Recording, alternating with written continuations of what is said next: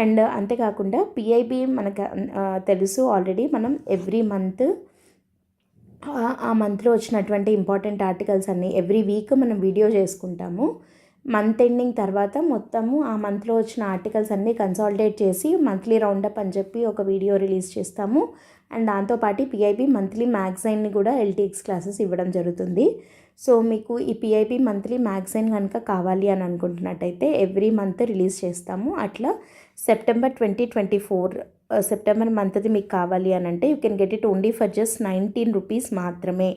19 రూపీస్కి మీకు మొత్తం సెప్టెంబర్ మంత్వి కన్సాలిడేటెడ్ పిఐబి ఆర్టికల్స్ అన్నీ ఒక దగ్గర మీకు దొరుకుతాయి.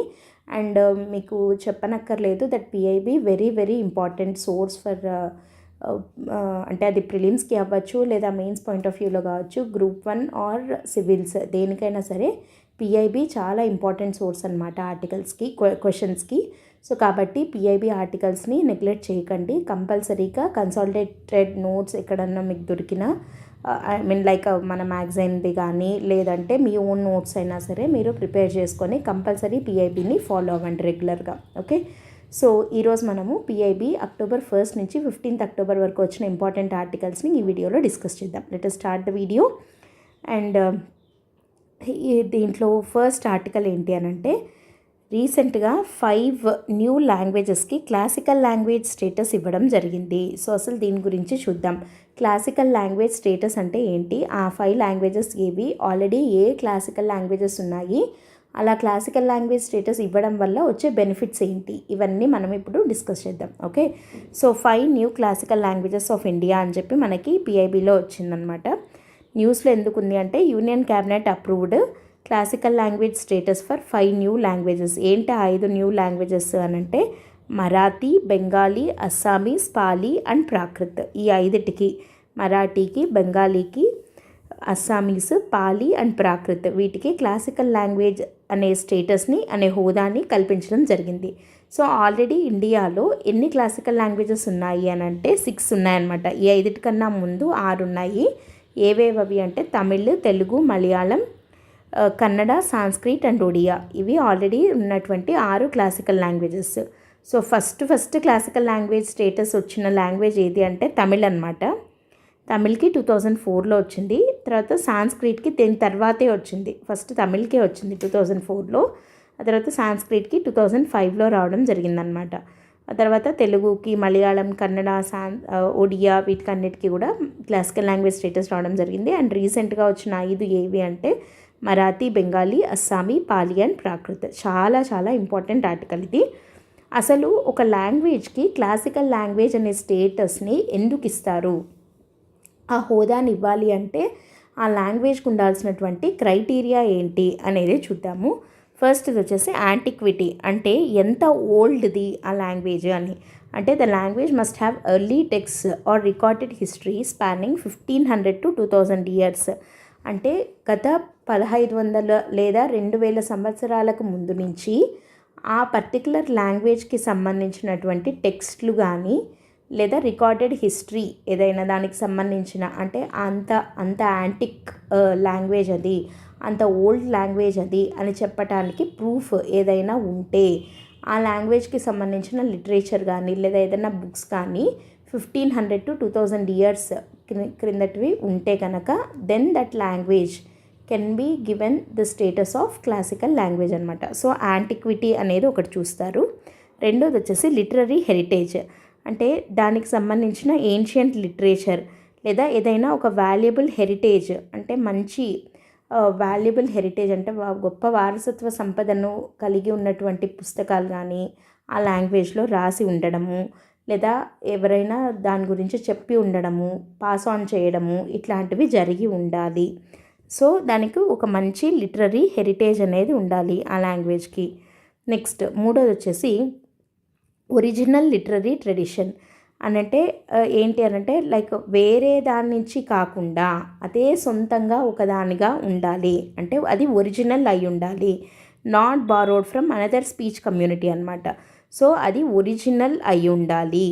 సో అదొకటి యాంటిక్విటీ, 2 లిటరరీ హెరిటేజ్, మూడోది ఒరిజినల్ లిటరరీ ట్రెడిషన్, నాలుగోది డిస్టింక్టివ్నెస్, వేరే వాటికన్నా భిన్నంగా ఉండాలి. అంటే it should be distinct from modern form. కొత్తగా కాకుండా అంటే ఒక and then maybe discontinuity between the classical language and its later forms. అంటే అలా క్లాసికల్ లాంగ్వేజ్ అంటే లైక్ దాని ఆఫ్ షూట్స్ నుంచి అంటే ఈ కొత్తగా మోడ్రన్గా వస్తున్న వాటికి దీనికి సంబంధం లేకుండా డిస్టింక్ట్గా ఉండాలి. అంటే నథింగ్ బట్ ఇది కూడా యాంటిక్విటీ లాంటిదే అని అనుకోవచ్చు. మొత్తానికి ఏంటి అని అంటే 1500 to 2000 ఇయర్స్ పాతదై ఉండి వేరే వాటికన్నా భిన్నంగా ఉండి అది ఒరిజినల్ అయ్యి ఉండి దానికి సంబంధించిన వారసత్వ సంపద మనకి ఇప్పటికీ కూడా పాస్ ఆన్ అవుతూ ఉంటే అట్లాంటి లాంగ్వేజ్కి క్లాసికల్ లాంగ్వేజ్ స్టేటస్ అనేదాన్ని ఇవ్వడం జరుగుతుంది. అలా ఈ మధ్య రీసెంట్గా 5 లాంగ్వేజెస్కి ఇచ్చారు. అవి ఏవి అని అంటే మరాఠీ, అస్సామీస్, బెంగాలీ, పాలీ అండ్ ప్రాకృత్. ఆల్రెడీ 6 ఉన్నాయి, ప్లస్ ఇప్పుడు ఇవి కొత్తగా 5. టోటల్గా క్లాసికల్ లాంగ్వేజ్ స్టేటస్ ఉన్న లాంగ్వేజెస్ ఇండియాలో ఎన్ని ఉన్నాయంటే ఇప్పుడు టోటల్గా 11 ఉన్నాయి అని చెప్తామన్నమాట. సో ఇందాక చెప్పినట్టు తమిళ్ 2004లో, సాంస్క్రిట్ 2005, కన్నడ 2008, తెలుగు 2008, మలయాళం 2013, ఒడియా 2014. ఆ తర్వాత మళ్ళీ ఇప్పుడే ఈ క్లాసికల్ లాంగ్వేజ్ స్టేటస్ ఇచ్చిన లాంగ్వేజెస్ ఇవే అన్నమాట 2014 తర్వాత. సో అసలు క్లాసికల్ లాంగ్వేజ్ స్టేటస్ అనే స్టేటస్ కనుక వస్తే దానివల్ల ఉపయోగం ఏముంది అని అంటే ఇంటర్నేషనల్ అవార్డ్స్ అనేవి ఉంటాయన్నమాట. అంటే ఈ క్లాసికల్ లాంగ్వేజెస్ని కూడా ఒక లాంగ్వేజ్గా గుర్తించి వాటిల్లో రాసినటువంటి రైటర్లకు వాళ్ళకి ఇంటర్నేషనల్ అవార్డ్స్ వచ్చేదానికి అవకాశం ఉంటుంది. సో అదొకటి అడ్వాంటేజ్. రెండోది ఏంటి అని అంటే ఈ క్లాసికల్ లాంగ్వేజ్లో సెంటర్ ఆఫ్ ఎక్సలెన్స్ అని చెప్పి ఎస్టాబ్లిష్ చేస్తారనమాట. అంటే వీటిల్లో స్టడీస్ చేయడానికి, వీటిల్లో రీసెర్చ్లు కానీ అట్లాంటి వాటిని ఎంకరేజ్ చేయడం కోసం సెంటర్ ఆఫ్ ఎక్సలెన్స్ ఫర్ స్టడీస్ని ఎస్టాబ్లిష్ చేయడం జరుగుతుంది. అండ్ మూడోది ఏంటి అని అంటే దీనికి సంబంధించిన దీంట్లో అకాడమిక్స్ని ఎంకరేజ్ చేయడానికి యూనివర్సిటీ గ్రాంట్స్ కమిషన్ కొంతమంది ప్రొఫెషనల్ చైర్స్ని ఏర్పాటు చేస్తుంది సెంట్రల్ యూనివర్సిటీస్లో. అంటే దీని మీద అగైన్ మళ్ళీ పిహెచ్డీలు, రీసెర్చ్లు ఇట్లాంటివి చేయడానికి యూనివర్సిటీ గ్రాంట్స్ కమిషన్ దీనికి సపోర్ట్ చేస్తుందన్నమాట. సో ఇంటర్నేషనల్ అవార్డ్స్ రావడంలో కానీ లేదంటే academic support by university grants commission and centre of ఎక్సలెన్స్ని ఏర్పాటు చేయడం, ఈ మూడు ఒక లాంగ్వేజ్కి క్లాసికల్ లాంగ్వేజ్ స్టేటస్ రావడం వల్ల వచ్చే బెనిఫిట్స్. సో అట్లాంటి బెనిఫిట్స్ ఇప్పుడు ఈ కొత్తగా 5 లాంగ్వేజెస్కి వచ్చాయి. ఆల్రెడీ ఎన్నిటికి ఉన్నాయి అన్నాము, 6 ఉన్నాయి. అంటే టోటల్గా 11 క్లాసికల్ లాంగ్వేజెస్ ఉన్నాయన్నమాట ఇండియాలో ఇప్పుడు. ఓకే, సో ఆ కొత్తగా వచ్చిన 5 ఏవి అనేవి మళ్ళీ చెప్తున్నాను, very important: Marathi, Bengali, Assamese, Pali and Prakrit. So ఇది ఫస్ట్ ఆర్టికల్ ఇన్ పిఏ. సెకండ్ది వచ్చేసి ఇంటర్నేషనల్ ఎనర్జీ ఎఫిషియన్సీ హబ్ అని చెప్పి వచ్చిందనమాట. సో ఇది న్యూస్లో ఉంది. ఏంటి ఇంటర్నేషనల్ ఎనర్జీ ఎఫిషియన్సీ హబ్, అది ఎందుకని న్యూస్లో ఉంది అని అంటే యూనియన్ క్యాబినెట్ రీసెంట్గా ఇండియా ఈ ఇంటర్నేషనల్ ఎనర్జీ ఎఫిషియన్సీ హబ్లో జాయిన్ అవ్వడాన్ని ఆమోదించింది. So it enabled India to join it signed the letter of intent thus enabling the India to join the International Energy Efficiency Hub. అసలు ఈ ఇంటర్నేషనల్ ఎనర్జీ ఎఫిషియన్సీ హబ్ అంటే ఏంటో తెలిస్తే అప్పుడు దాంట్లో India join అవ్వడం వల్ల ఉపయోగం ఏంటి అనేది మనకు తెలుస్తుంది కదా. So first international energy efficiency hub అంటే ఏంటనేది చూద్దాము. సింపుల్గా దీన్ని IEEH అంటారు. ఇది ఒక గ్లోబల్ ప్లాట్ఫామ్ అనమాట. దేనికోసము అని అంటే ఎనర్జీ ఎఫిషియన్సీని వరల్డ్ వైడ్ ప్రమోట్ చేయడం కోసము, ఎనర్జీ ఎఫిషియన్సీని వరల్డ్ వైడ్ ప్రమోట్ చేయడం కోసం అని చెప్పి ఏర్పాటైనటువంటి ఒక గ్లోబల్ లెవెల్ గ్రూపింగ్ లాంటిది అని మనం దీన్ని అనొచ్చు. సో దీంట్లో ఎవరెవరు భాగస్వాములు అయి ఉంటారు? గవర్నమెంట్స్ ఉంటాయి, అంటే కంట్రీస్ ఉంటాయి, ఇంటర్నేషనల్ ఆర్గనైజేషన్స్ ఉంటాయి, ప్రైవేట్ సెక్టార్ ఎంటిటీస్ ఉంటాయి. వీళ్ళందరూ కలిసి ఎనర్జీ ఎఫిషియన్సీని పెంచడం కోసము ఉన్నటువంటి బెస్ట్ ప్రాక్టీసెస్ని కానీ వాళ్ళ మధ్య ఉన్న నాలెడ్జ్ని కానీ ఇన్నోవేటివ్ సొల్యూషన్స్ని కానీ వాళ్ళు they share each other expertise in this field అనమాట. సో ఎనర్జీ ఎఫిషియన్సీని ఒకరు ఎలా కొలాబరేట్ చేసుకుంటూ ఎలా పెంచవచ్చు, వరల్డ్ వైడ్ ఎనర్జీ ఎఫిషియన్సీని ఎలా తీసుకొని రావచ్చు అనేది డిస్కస్ చేసుకోవడం కోసం అని ఏర్పాటు చేసుకున్న ఒక గ్లోబల్ లెవెల్ ఫోరమే ఈ IEEH అనేది. దాంట్లో ఇండియా జాయిన్ అయింది. దానివల్ల ఇండియాకు ఉపయోగం ఏముంది అని అంటే by joining this India will gain access to vast network of experts. ఇందాక మనం అనుకున్నట్టు దీంట్లో రకరకాల ఇంటర్నేషనల్ ఆర్గనైజేషన్స్ వాళ్ళు ఉంటారు, ప్రైవేట్ సెక్టార్ ఎంటిటీస్ ఉంటాయి, వేరే కంట్రీస్ ఉంటాయి. వాటిల్లో వాళ్ళందరూ తీసుకుంటున్నటువంటి సొల్యూషన్స్ ఏంటి, వాళ్ళు ఆల్రెడీ యూస్లో పెట్టినటువంటి బెస్ట్ ప్రాక్టీసెస్ ఏంటి, వాటికి అన్నిటికీ ఇండియాకి యాక్సెస్ దొరుకుతుంది. సో దట్ మనకి లోకల్గా అంటే డొమెస్టిక్ లెవెల్లో ఇండియాలో మన ఎనర్జీ ఎఫిషియన్సీ ఇనిషియేటివ్స్ని ఇంకా బెటర్ చేసుకునేదానికి మనకి స్కోప్ అనేది ఉంటుందన్నమాట. సో ఇప్పుడు ఈ ఐఈఈహెచ్ తరపున ఐఈఈహెచ్లో ఇండియా జాయిన్ అయింది అన్నాం కదా. సో దీంతో కొలాబరేట్ చేసేది ఏంటి ఇండియా తరపున అంటే ఇంప్లిమెంటింగ్ ఏజెన్సీ ఏది మనకి అని అంటే, మనకు already bureau of energy efficiency అని ఉంది కదా, BEE అని చెప్పి. So this will be designated as implementation agency for IEEH on behalf of India. So ఇది కూడా అందుకోసమే ఉంది. ఐఈఈహెచ్ అనేది ఎనర్జీ ఎఫిషియన్సీ హబ్ అయితే, ఇండియాలో మనకి లోకల్గా డొమెస్టిక్ లెవెల్లో ఎనర్జీ ఎఫిషియన్సీ కోసం అని చెప్పి ఏర్పాటు చేసిండేది bureau of energy efficiency BEE అని ఉంది కదా. సో ఇదే ఆ ఐఈఈహెచ్ తోటి ఇంప్లిమెంటేషన్ ఏజెన్సీ లాగా ఉంటుంది. సో టోటల్గా మొత్తం ఈ ఐఈఈహెచ్లో ఎన్ని కంట్రీస్ ఉన్నాయంటే 16 కంట్రీస్ ఉన్నాయన్నమాట, including China, France, Germany, Japan, Korea, Russia, Saudi Arabia, US, UK ఇవన్నీ కూడా ఈ ఐఈఈహెచ్లో భాగంగా ఉన్నాయి. అసలు ఈ ఐఈఈహెచ్ని ఎప్పుడు ఏర్పాటు చేశారంటే 2020లో ఏర్పాటు చేయడం జరిగింది. యాక్చువల్గా దీనికన్నా ముందు international partnership for energy efficiency cooperation IPEEC అని చెప్పి ఉండిందనమాట. అందులో ఇండియా మెంబర్గా ఉండింది. కానీ ఈ IPEECకి సక్సెసర్గా అంటే దీంట్లోనే ఇంకో భాగంగా ఏర్పాటు అయ్యిండేదే ఈ ఐఈఈహెచ్ అనేది 2020లో ఏర్పాటు అవ్వడం జరిగింది. సో ఇప్పుడు ఇండియా ఈ ఐఈఈహెచ్లో కూడా భాగం అయ్యింది. దీంట్లో టోటల్గా 16 కంట్రీస్ ఉన్నాయి యాజ్ ఆఫ్ జూలై 2024 అనమాట. సో అసలు ఇప్పుడు BEE అనేది బ్యూరో ఆఫ్ ఎనర్జీ ఎఫిషియన్సీ అనేది దీంట్లో ఇంప్లిమెంటేషన్ ఏజెన్సీ అని అంటున్నాం కదా.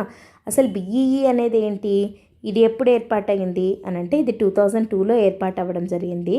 అండర్ మినిస్ట్రీ ఆఫ్ పవర్ కిందికి వస్తుంది అనమాట ఇది. ఓకే, మినిస్ట్రీ ఆఫ్ పవర్ కిందికి వస్తుంది. ఇట్ వాజ్ ఎస్టాబ్లిష్డ్ అండర్, ఇది ఒక స్టాచ్యుటరీ బాడీ అనమాట. అంటే ఒక యాక్ట్ కింద, ఒక చట్టం కింద ఏర్పాటైంది కదా.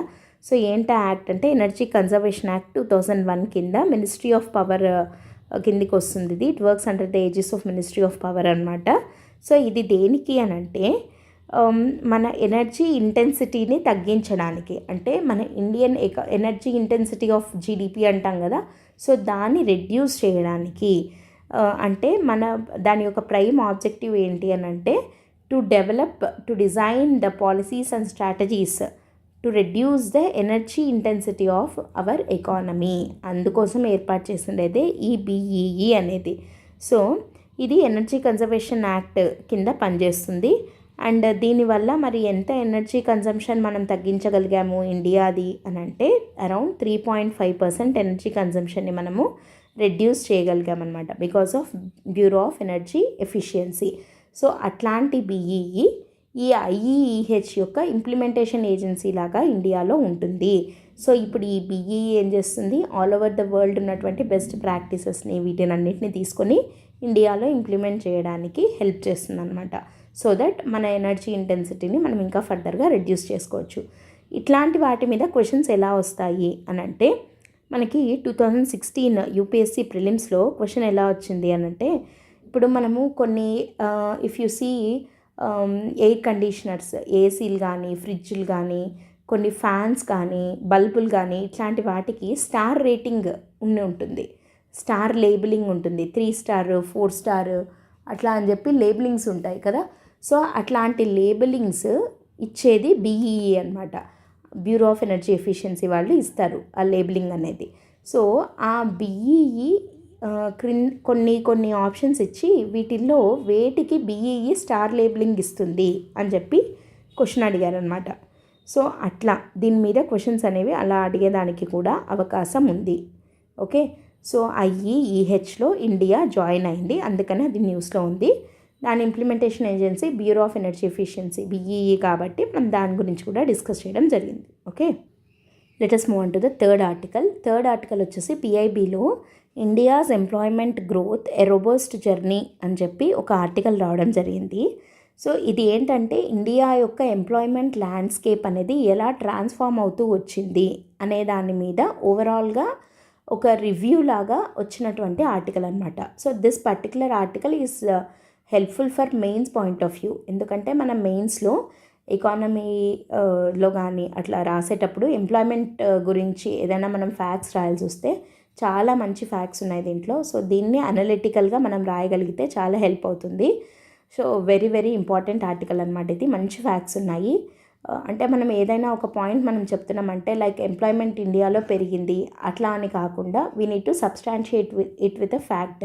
ఆ సబ్స్టాన్షియేషన్ కూడా పర్టికులర్గా ఒక సోర్స్ మెన్షన్ చేసి, అంటే అకార్డింగ్ టు దిస్, అంటే లైక్ పిఎల్ఎఫ్ఎస్ ప్రకారం, పీరియాడిక్ లేబర్ ఫోర్స్ సర్వే ప్రకారం అయితే ఇంత, లేదా ఆర్బీఐ క్లెమ్స్ డేటాబేస్ ప్రకారం ఇంత, అట్లా అని చెప్పి మనం పర్టికులర్గా ఒక సోర్స్ చెప్పి ఆ సోర్స్ ప్రకారము ఈ ఫ్యాక్ట్ చెప్పి దాని నుంచి మనము చెప్పాలన్నమాట దట్ ఎంప్లాయ్మెంట్ పెరిగింది అట్లా అని చెప్పి. ఓకే, సో కాబట్టి అట్లాంటి సోర్సులు ఆ ఫ్యాక్ట్స్ దీంట్లో ఉన్నాయి. సో ఇది very very important article regarding employment situation in India.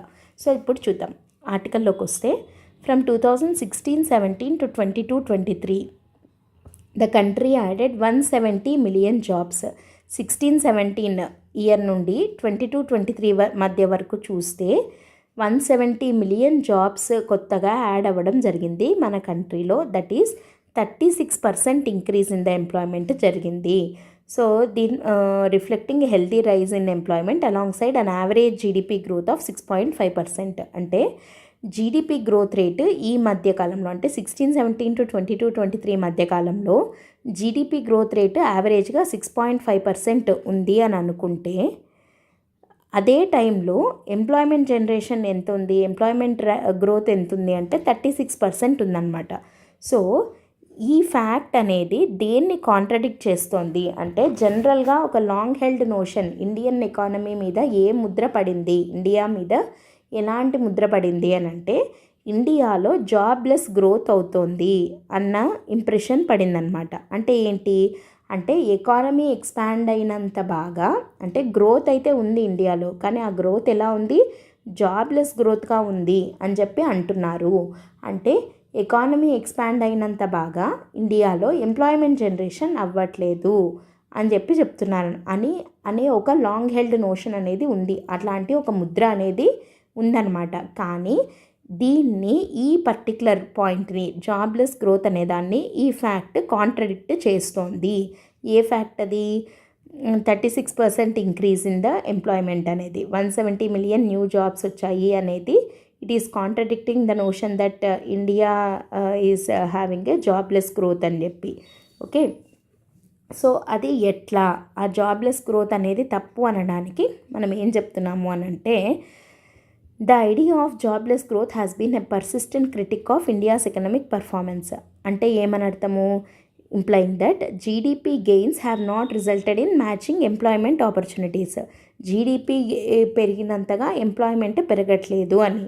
కానీ రీసెంట్గా ఓఆర్ఎఫ్, అబ్జర్వర్ రీసెర్చ్ ఫౌండేషన్ వాళ్ళు ఉన్నారు కదా, వీళ్ళు ఒక పేపర్ని రిలీజ్ చేయడం, ఒక రిపోర్ట్ని రిలీజ్ చేయడం జరిగింది. ఆ రిపోర్ట్ టైటిలే busting the myths of jobless growth అని అనమాట. అంటే జాబ్లెస్ గ్రోత్ అనేది ఒక మిత్, ఆ మిత్ని మనము బద్దలు కొడుతూ ఇప్పుడు కొన్ని ఫ్యాక్ట్స్ చెప్తున్నాము అంటూ ఓఆర్ఎఫ్ వాళ్ళు ఒక రిపోర్ట్ని రిలీజ్ చేయడం జరిగింది. ఆ రిపోర్ట్లో కొన్ని సబ్స్టాన్షియల్ ఎవిడెన్సెస్తో సహా వాళ్ళు ప్రూవ్ చేయడం జరిగింది దట్ ఇండియాలో జాబ్లెస్ గ్రోత్ కాదు ఉండేది, ఇండియాలో జాబ్ ఉంది, జీడిపి గ్రోత్తో పాటు జాబ్ గ్రోత్ కూడా ఉంది అని చెప్పి వాళ్ళు ప్రూవ్ చేయడం జరిగింది. ఎట్లా అనంటే, ఇందాక చెప్పినట్టు 36% గ్రోత్ అనేది ఉంది, supported by study GDP growth. 6.5% average GDP growth ఉంటే ఎంప్లాయ్మెంట్ గ్రోత్ 36% ఉందన్నమాట. సో అదొకటి, అంటే జాబ్లెస్ గ్రోత్ ఫినామినాన్ నుంచి మనము షిఫ్ట్ అవుతున్నాము అనేది తెలుస్తుంది.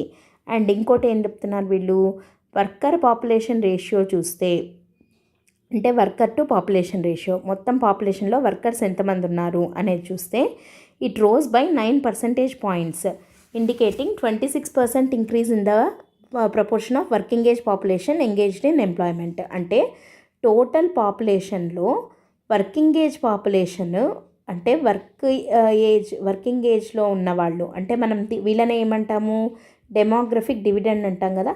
సో ఈ డెమోగ్రఫిక్ డివిడెండ్ యొక్క పర్సంటేజ్ ఇంక్రీజ్ 26% పెరిగింది. అంటే ఎక్కువగా వర్కింగ్ ఏజ్లోకి వచ్చే ప్రతి ఒక్కరికి ఎంప్లాయ్మెంట్ దొరుకుతుంది అని దాని అర్థం, అంతే కదా. సో పాపులేషన్లో వర్కింగ్ వాళ్ళు ఎంతున్నారు అన్న రేషియో 9 percentage points ఇంక్రీజ్ అయింది, which is a very good sign దట్ ఇండియాలో ఎంప్లాయ్మెంట్ జనరేషన్ అవుతోంది అని చెప్పడానికి. అండ్ ఎంప్లాయ్మెంట్ డైనమిక్స్ ఎట్లా ఉన్నాయి అనేది చూద్దాం. ఇక్కడ ఒక మంచి పాయింట్ ఏమనుంది అని అంటే, ఇండియాలో ఎంప్లాయ్మెంట్ అనేది it is largely driven by it's consumption based economy. Consumption based economy అంటే ఏంటి, consumption is closely tied to employment generation. Because అంటే కన్జంప్షన్ అంటే ఏంటి, జనాలు ఎక్కువగా ఖర్చు పెట్టడం. సో జనాలు ఎక్కువగా ఖర్చు పెడుతున్నారు అంటే ఏమని అర్థము, వాళ్ళు ఎక్కువగా ఎర్న్ చేస్తున్నారు అని చెప్పి. సో ఎక్కువ సంపాదిస్తేనే ఎక్కువగా ఖర్చు పెట్టగలుగుతారు. ఎక్కువ సంపాదిస్తున్నారు అని అంటే ఎక్కువగా ఎంప్లాయ్మెంట్ ఉంది అని, అంతే కదా. సో ఇండియాలో ఎంప్లాయ్మెంట్ ఎక్కువ ఉంది అనడానికి ప్రూఫ్ ఏంటి అని అంటే, మన కన్సంప్షన్ ఎక్స్పెండిచర్ పెరుగుతోంది. సో మనం ఎక్కువగా ఖర్చు పెడుతున్నాము అని అంటే మనం ఎక్కువగా సంపాదిస్తున్నాము అని. ఇంకోటి ఏంటి అని అంటే, ఎంప్లాయ్మెంట్ ఎలాస్టిసిటీ గురించి మనం ఇక్కడ మాట్లాడాలి, which is very very important term. ఈ ఎంప్లాయ్మెంట్ ఎలాస్టిసిటీ అంటే ఏంటి అని అంటే, 2017 నుండి 2023 మధ్య 1% increase in value added resulted in 1.11% rise in employment. అంటే ప్రతి 1% జీడిపి గ్రోత్కి 1.11% ఎంప్లాయ్మెంట్ గ్రోత్ కూడా అవుతోంది. అంటే ఎలాస్టిసిటీ అనేది ఉంది. అంటే జీడిపి గ్రోత్ పెరిగే కొద్దీ ఎంప్లాయ్మెంట్ గ్రోత్ కూడా పెరుగుతోంది అని దాని అర్థం. That is the economic growth has indeed been accompanied by job creation అని చెప్పి తెలుస్తుంది. సో దీన్ని బట్టి కూడా మనము క్లియర్గా చెప్పచ్చు దట్ ఇండియాలో జాబ్లెస్ గ్రోత్ అనేది కాదు ఉండేది అని, అంతే కదా. సో ఎంప్లాయ్మెంట్ ఎలాస్టిసిటీ అనేది ఒకటి, కన్జంప్షన్ ఎక్స్పెండిచర్ ఒకటి, వర్కర్ టు పాపులేషన్ రేషియో పెరిగింది అనేది ఒకటి. ఈ 3 ఫ్యాక్ట్స్ ఉన్నాయి. ఇంకోటి చూడండి, సెక్టార్ వైజ్ చూసినట్టయితే సర్వీసెస్ సెక్టార్ అనేది ఇంకా ఎక్కువ. సర్వీస్ సెక్టార్ అనేది it is significant job creator అనమాట. సో ఈ labour to capital ratio for the economy as a whole is around 1.11, while it is slightly higher 1.17 for service sector, showing the sector is capable of generating substantial employment. General సెక్టార్స్లో 1.11 labour to capital ratio ఉంటే services సెక్టార్లో 1.17 ఉంది. అంటే అన్నిటికన్నా services సెక్టారే ఎక్కువ job క్రియేటర్గా ఉంటుంది అని చెప్పి ఒకటి తెలుస్తుంది కదా. ఇంకా ఎకనామిక్ సర్వే ఆఫ్ ఇండియా ఇచ్చిన కొన్ని ఫ్యాక్ట్స్ ప్రకారం ఏంటి అని అంటే, మన లేబర్ మార్కెట్ పెరుగుతోంది, అంటే అన్ఎంప్లాయ్మెంట్ రేట్ తగ్గింది టు 3.2% ఇన్ 2022-23. అంటే లేబర్ మార్కెట్ స్ట్రాంగ్గా ఉంది ఇండియాలో అని చెప్పి తెలుస్తుంది. లేబర్ మార్కెట్ అంటే those people who are ready to work అనమాట. సో అన్ఎంప్లాయ్మెంట్ రేట్ తగ్గడం ఒకటి. తర్వాత సెక్టరల్ ఎంప్లాయ్మెంట్ విషయానికి వస్తే సర్వీసెస్ సెక్టారే ఎక్కువగా జాబ్ క్రియేటర్గా ఉంటుంది, బట్ స్టిల్ అగ్రికల్చరే డామినేటింగ్గా ఉంటుంది, which constitutes 45% of the total work force. మొత్తం వర్క్ ఫోర్స్లో ఎక్కువగా 45% of the work force agriculture సెక్టార్లోనే ఉంది. కానీ గ్రాడ్యువల్గా ఆ షిఫ్ట్ అనేది చూడొచ్చు మనము టు మ్యానుఫ్యాక్చరింగ్ అండ్ సర్వీసెస్. అంటే డైవర్సిటీ అనేది పెరుగుతోంది ఇండియాలో అనేది తెలుస్తోంది. స్టిల్ అగ్రికల్చరే మేజర్ ఎంప్లాయర్ అయినా కానీ ఆ షిఫ్ట్ అనేది మనం చూడొచ్చు towards manufacturing and services sector అనమాట. అండ్ యూత్ అన్ఎంప్లాయ్మెంట్ రేట్ విషయానికి వస్తే 2017లో 17.8% యూత్ అన్ఎంప్లాయిడ్గా ఉన్నారు, వెరస్ 22-23కి వస్తే ఓన్లీ 10% మాత్రమే ఉన్నారనమాట. సో కాబట్టి ఇక్కడ కూడా ఎంప్లాయ్మెంట్ పెరిగింది అనే చెప్పచ్చు కదా. అండ్ దాంతోపాటు ఫీమేల్ వర్క్ ఫోర్స్ పార్టిసిపేషన్ కూడా పెరిగింది. సో ఇది బికాస్ ఆఫ్ గవర్నమెంట్ పాలసీస్ అనొచ్చు, జెండర్ ఈక్వాలిటీని డెవలప్ చేయడానికి, మిగతా అంటే లైక్ ఇన్ఫ్రాస్ట్రక్చర్ డెవలప్ చేయడం కావచ్చు, రకరకాల వాటి వల్ల ఫీమేల్ వర్క్ ఫోర్స్ పార్టిసిపేషన్ అనేది పెరిగింది. అండ్ దాంతోపాటు మ్యానుఫ్యాక్చరింగ్ సెక్టర్ కూడా రికవరీ అయ్యింది. బికాస్ మ్యానుఫ్యాక్చరింగ్ సెక్టర్ రికవరీ అవ్వడం వల్ల ఉపయోగం ఏముంది అనంటే ఫ్యాక్టరీస్ ఎక్కువైతే మ్యానుఫ్యాక్చరింగ్ సెక్టర్ ఏంటి అనంటే లేబర్ ఇంటెన్సివ్ కదా, ఇవి సర్వీసెస్ అయితే మనకి క్యాపిటల్ ఇంటెన్సివ్ ఉంటాయి. వెరాస్ మ్యానుఫ్యాక్చరింగ్ వచ్చేసి లేబర్ ఇంటెన్సివ్, అంటే ఎక్కువగా ఎంప్లాయ్మెంట్ అవసరం ఉంటుంది దీంట్లో. సో 100 మంది కన్నా ఎక్కువ మంది ఎంప్లాయీస్ ఉండగలిగే ఫ్యాక్టరీస్ ఏవైతే ఉన్నాయో అవి 11% పెరిగాయి. గ్రోత్ 11.8% గ్రోత్ ఇన్ ఎంప్లాయ్మెంట్ అనమాట. సో దాన్ని బట్టి కూడా మనకి జాబ్ క్రియేషన్ పెరిగింది అని చెప్పి తెలుస్తోంది. అండ్ దాంతోపాటు వేజ్ గ్రోత్ కూడా మనం చూస్తున్నాము, witnessing 6.9% annual growth rate in wages. ఇంతకు అర్బన్ రూరల్ ఏరియాస్లో వచ్చేసి 6.9% అయితే అర్బన్ ఏరియాస్లో 6.1% వేజ్ గ్రోత్ని మనం చూడొచ్చు. సో దీన్ని బట్టి కూడా మనకి అంటే వేజెస్ పెరిగాయి అని అంటే కన్సంప్షన్ పెరుగుతుంది కదా. ఇందాక మనం అనుకున్నట్టు as they are earning more they will spend more. Next formalisation of employment. EPFO ద్వారా మనకి ఏం తెలుస్తుంది అని అంటే, ఈపీఎఫ్ఓ అంటే ఏంటి, ఫార్మలైజేషన్ అయినట్టే కదా ఈపీఎఫ్ఓలో వాళ్ళు ఎన్రోల్ అయ్యారు అని అంటే. సో ఈ నెంబర్ అనేది డబల్ అయింది from 61.1 lakh members in 2019 to 131.5 lakh in 2024. అంటే దాన్ని బట్టి ఫార్మలైజేషన్ ఆఫ్ వర్క్ ఫోర్స్ అనేది ఎక్కువ అవుతుంది అని తెలుస్తుంది. సో ఫార్మలైజేషన్ అయితే ఏంటి అని అంటే వీళ్ళకి రకరకాల సోషల్ సెక్యూరిటీ బెనిఫిట్స్ అనేవి వస్తాయి కదా అక్కడ ఉన్నటువంటి లేబర్కి. So it is also a very good sign. Formalisation అనేది చాలా మంచి సైన్ ఎకానమీకి. అండ్ తర్వాత జిగ్ ఎకానమీ కూడా ఎక్స్పాండ్ అవుతోంది. జిగ్ ఎకానమీ ఎంత పెరుగుతోంది, it is with projections estimating a work force of 2.35 crores by 2930. Gig economy అని అంటే మనకి ఇవి జిగ్ ఎకానమీ కంపెనీస్ లైక్ ఈ స్విగ్గీ, జొమాటో, అమెజాన్, ఫ్లిప్కార్ట్ ఇట్లా డెలివరీ బాయ్స్వి ఇట్లాంటివి ఉంటాయి కదా, వీటినే కదా జిగ్ వర్క్ ఫోర్స్ అంటాం. సో దాని కింద వర్క్ ఫోర్స్ 2.35 crore మంది జిగ్ ఎకానమీలో ఉంటారు బై 2930 అని ఒక ఎస్టిమేషన్ వస్తుంది. బికాజ్ ఈ జిగ్ ఎకానమీ యొక్క ఇంపార్టెన్స్ ఏంటి అంటే it provides flexible employment opportunities అనమాట. అంటే లైక్ కంపల్సరీగా ఈ టైం నుండి ఈ టైం వరకు అని కానీ అట్లా ఏం లేకుండా పార్ట్ టైము ఫ్లెక్సిబుల్గా ఉంటుంది. సో అట్లా రకరకాలుగా బెనిఫిట్స్ ఉన్నాయి కదా జిగ్ ఎకానమీ వల్ల.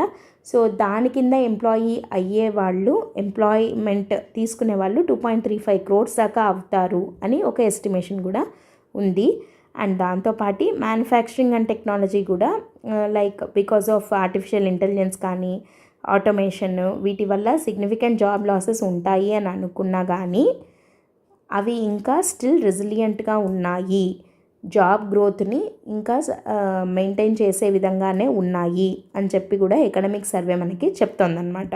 సో కాబట్టి ఇక్కడ మనము రకరకాల ఫ్యాక్ట్స్ని చూడడం జరిగింది ఇండియాలో ఎంప్లాయ్మెంట్ బాగుంది అనడానికి. ఏవేవి, ఫస్ట్ వన్ వచ్చేసి ఏంటి అని అంటే ఫస్ట్ వన్ వచ్చేసి 36% ఎంప్లాయ్మెంట్ రేట్ పెరిగింది study GDP growth rate of 6.5%, అది ఫస్ట్ది. తర్వాత worker to population ratio 9 percentage points పెరిగింది. దాన్ని బట్టి వర్కింగ్ ఏజ్ పాపులేషన్ వాళ్ళు, వర్కింగ్ ఏజ్లో ఉన్న వాళ్ళు ఎంప్లాయ్మెంట్లో ఎక్కువగా ఉన్నారు అని చెప్పి తెలుస్తుంది, అది రెండోది. మూడోది వచ్చేసి కన్జంప్షన్ బేస్డ్ ఎకానమీ కదా మనది, అంటే కన్జంప్షన్ ఎక్కువ అవుతుంది అని అంటే దే ఆర్ ఎర్నింగ్ మోర్ అని అర్థం, అంటే ఎంప్లాయ్మెంట్ బాగుంది అని అర్థం, అది థర్డ్ది.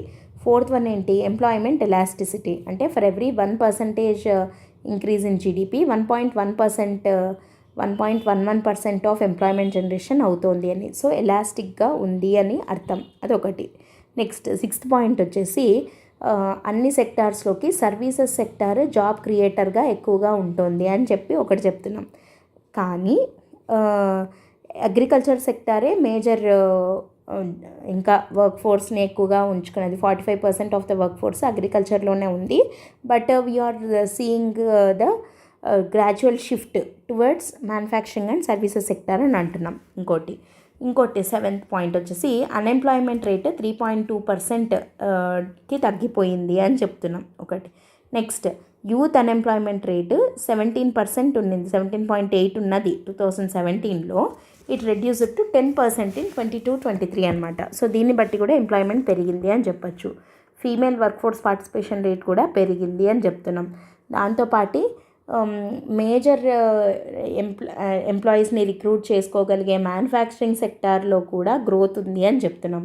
దాంతోపాటు అర్బన్ ఏరియాస్లో 6.1%, రూరల్ ఏరియాస్లో 6.9% వేజ్ రేట్స్ పెరిగాయి అని చెప్తున్నాం. అండ్ ఈపీఎఫ్ఓలో ఎన్రోల్ చేసుకున్న వాళ్ళ నెంబర్ డబల్ అయ్యింది, which indicates that formalisation of economy ఎక్కువ అవుతుంది, which is a very good sign అని అంటున్నాం.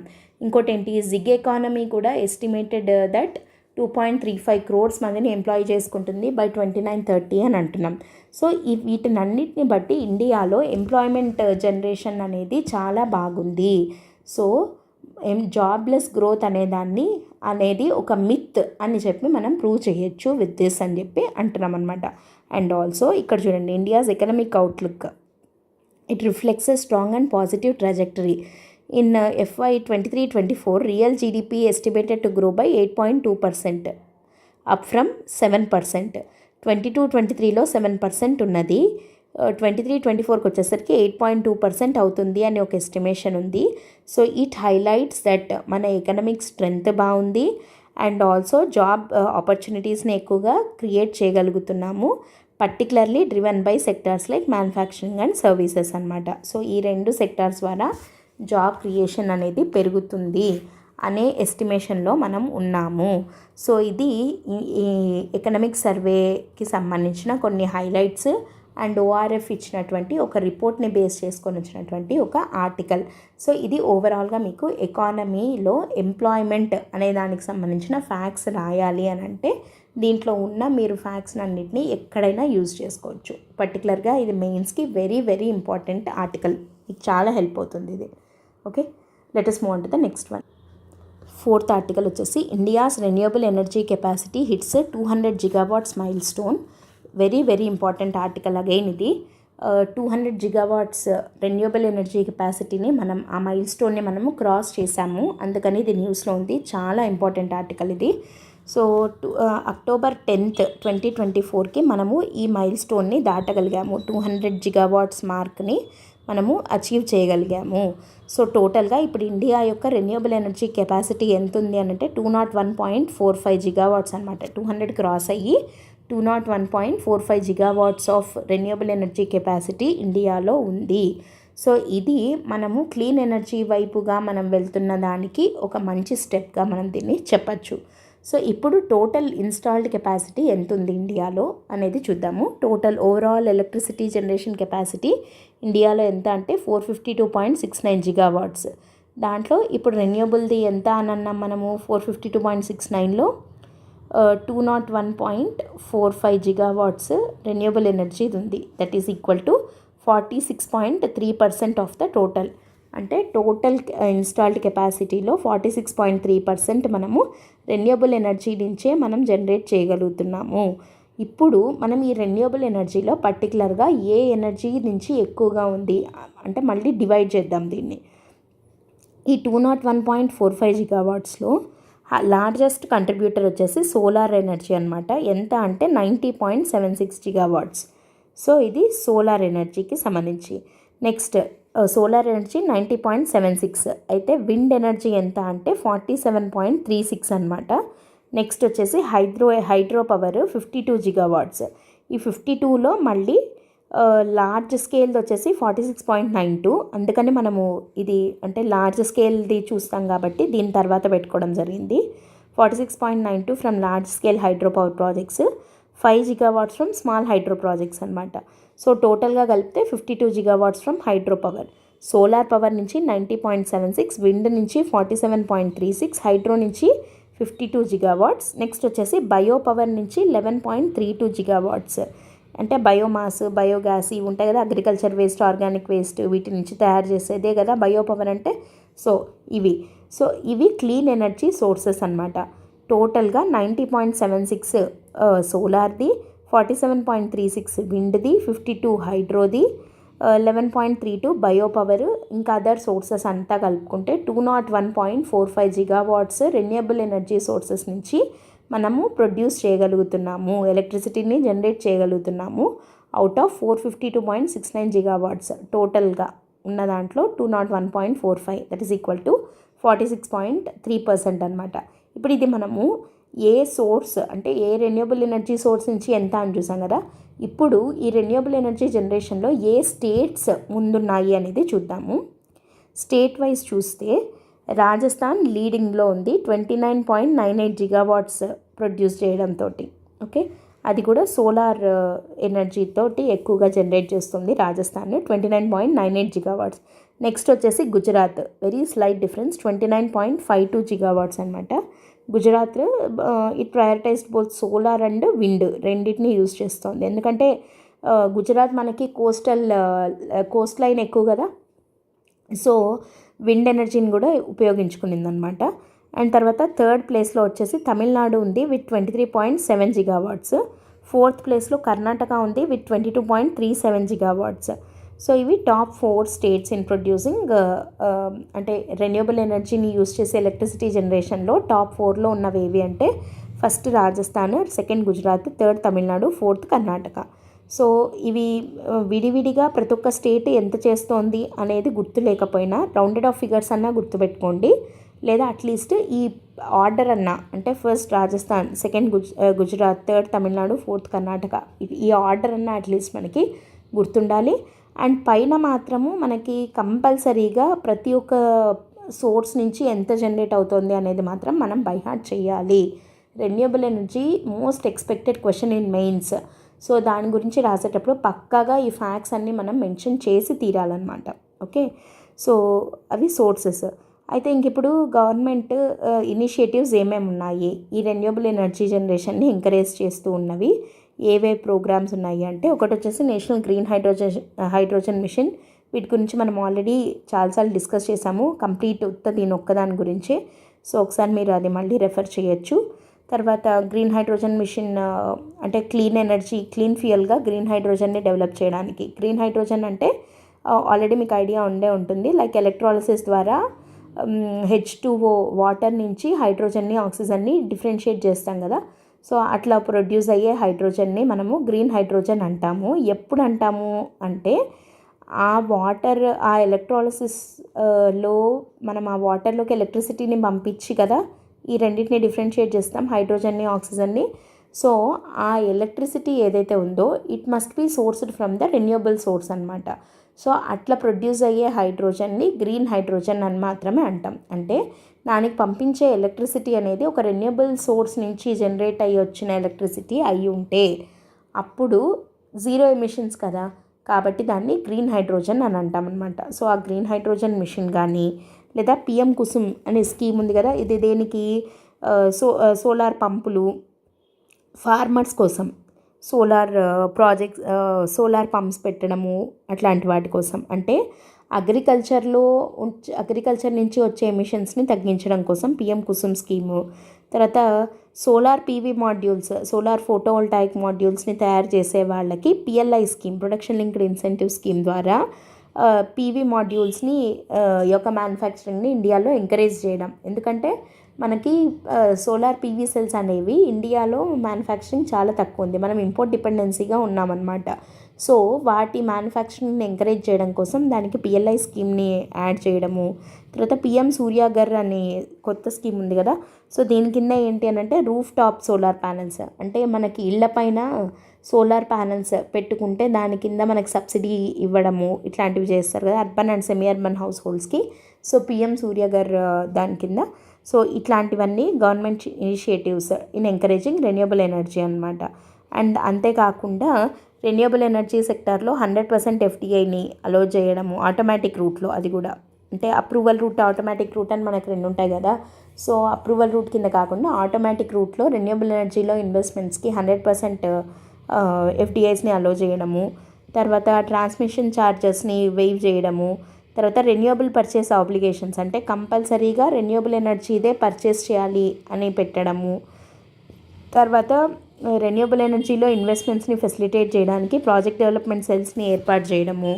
తర్వాత ఆఫ్షోర్ విండ్ ప్రాజెక్ట్స్కి వయబిలిటీ గ్యాప్ ఫండింగ్, అంటే లైక్ గుజరాత్, తమిళనాడు లాంటి స్టేట్స్లో ఫైనాన్షియల్ రిస్క్స్ని డెవలపర్స్కి తగ్గించేందుకు government viability gap funding VGF అని చెప్పి ఇస్తుందన్నమాట. సో అట్లాంటివి ఇవ్వడం ద్వారా, తర్వాత ఎలక్ట్రిసిటీ రూల్స్ 2020, అంటే దీనికి ఏంటంటే సోలార్ నెట్ మీటరింగ్, అంటే మనకి ఏదైనా ఎక్స్ట్రా ఎనర్జీ ఎక్స్ట్రా కనుక మన దగ్గర మిగిలిపోతే వీ కెన్ సెల్ ఇట్ అనమాట. సో అట్లాంటివి చేయడము, వీటన్నిటి ద్వారా government is encouraging the shift towards renewable energy అనమాట. సో ఇంకా ఏ వాటి మీద మనం ఫోకస్ చేయాలి అని అంటే, మన టార్గెట్ ఏంటి అని అంటే 2030కి 500 gigawatts from non fossil fuels అనమాట, నాన్ ఫాజిల్ సోర్సెస్ అనమాట. ఇప్పుడు మనం ఎంతలో ఉన్నాం, మనము 201 గిగావాట్స్ అన్నాం కదా, 200 గిగావాట్స్ మైల్ స్టోన్ని దాటాము అన్నాం. సో ఇప్పుడు మనం ప్రస్తుతం 201 గిగావాట్స్లో ఉన్నాము. అయితే మన టార్గెట్ ఏంటి, ఇంకా జస్ట్ 6 ఇయర్సే ఉంది. 2024లో మనం ఉన్నాం. విదిన్ 6 ఇయర్స్ ఈ 201 కాస్త 500 గిగావాట్స్ అవ్వాలన్నమాట. సో ఇట్లా అవ్వాలి అని అంటే ఇండియా చాలా అంబిషియస్ టార్గెట్ పెట్టుకుంది, 500 గిగావాట్స్ బై 2030 అని చెప్పి. సో దానికోసము మనం ఆఫ్షోర్ విండ్ ఎనర్జీ మీద ఎక్కువగా కాన్సన్ట్రేట్ చేయాల్సిన అవసరం ఉంది. అండ్ గ్రిడ్ ఇన్ఫ్రాస్ట్రక్చర్ని డెవలప్ చేయాలి. అండ్ దాంతోపాటు స్టాండర్డ్ బిడ్డింగ్ గైడ్లైన్స్, సో అంటే మనకి సోలార్ అండ్ విండ్ ప్రాజెక్ట్స్ కోసము ఫెయిర్ ప్రైజింగ్ని ఎన్ష్యూర్ చేసేలాగా బిడ్డింగ్ గైడ్లైన్స్ని స్టాండర్డైజ్ చేయాల్సిన అవసరం ఉంది. సో మనము ఈ 500 గిగావాట్స్ బై 2030ని అచీవ్ చేసే దాంట్లో ఆ జర్నీలో భాగంగా ఒక సిగ్నిఫికెంట్ మైల్ స్టోన్ని దాటాము, that we crossed 200 gigawatts on October 10th, 2024 అనమాట. సో అది వెరీ గుడ్, ఏమంటారు, ఒక గుడ్ సైన్ అని అనొచ్చు. కాకపోతే ఇంకా జర్నీ ముందు చాలా ఉంది, 6 ఇయర్సే మనకు టైం ఉంది. సో గవర్నమెంట్ ఇంకా దీన్ని ఇంటెన్సిఫై చేయాల్సిన అవసరం ఉంది, రెన్యూబుల్ ఎనర్జీ జనరేషన్ని అని చెప్పి చెప్తున్నాం. అది ఈ ఆర్టికల్ అనమాట. ఓకేనా, ఈ ఫ్యాక్ట్స్ వెరీ వెరీ ఇంపార్టెంట్. దీని మీద మెయిన్స్లో కూడా క్వశ్చన్ వచ్చేదానికి చాలా అవకాశం ఉన్నటువంటి టాపిక్ ఇది. Okay, let us move on to the next.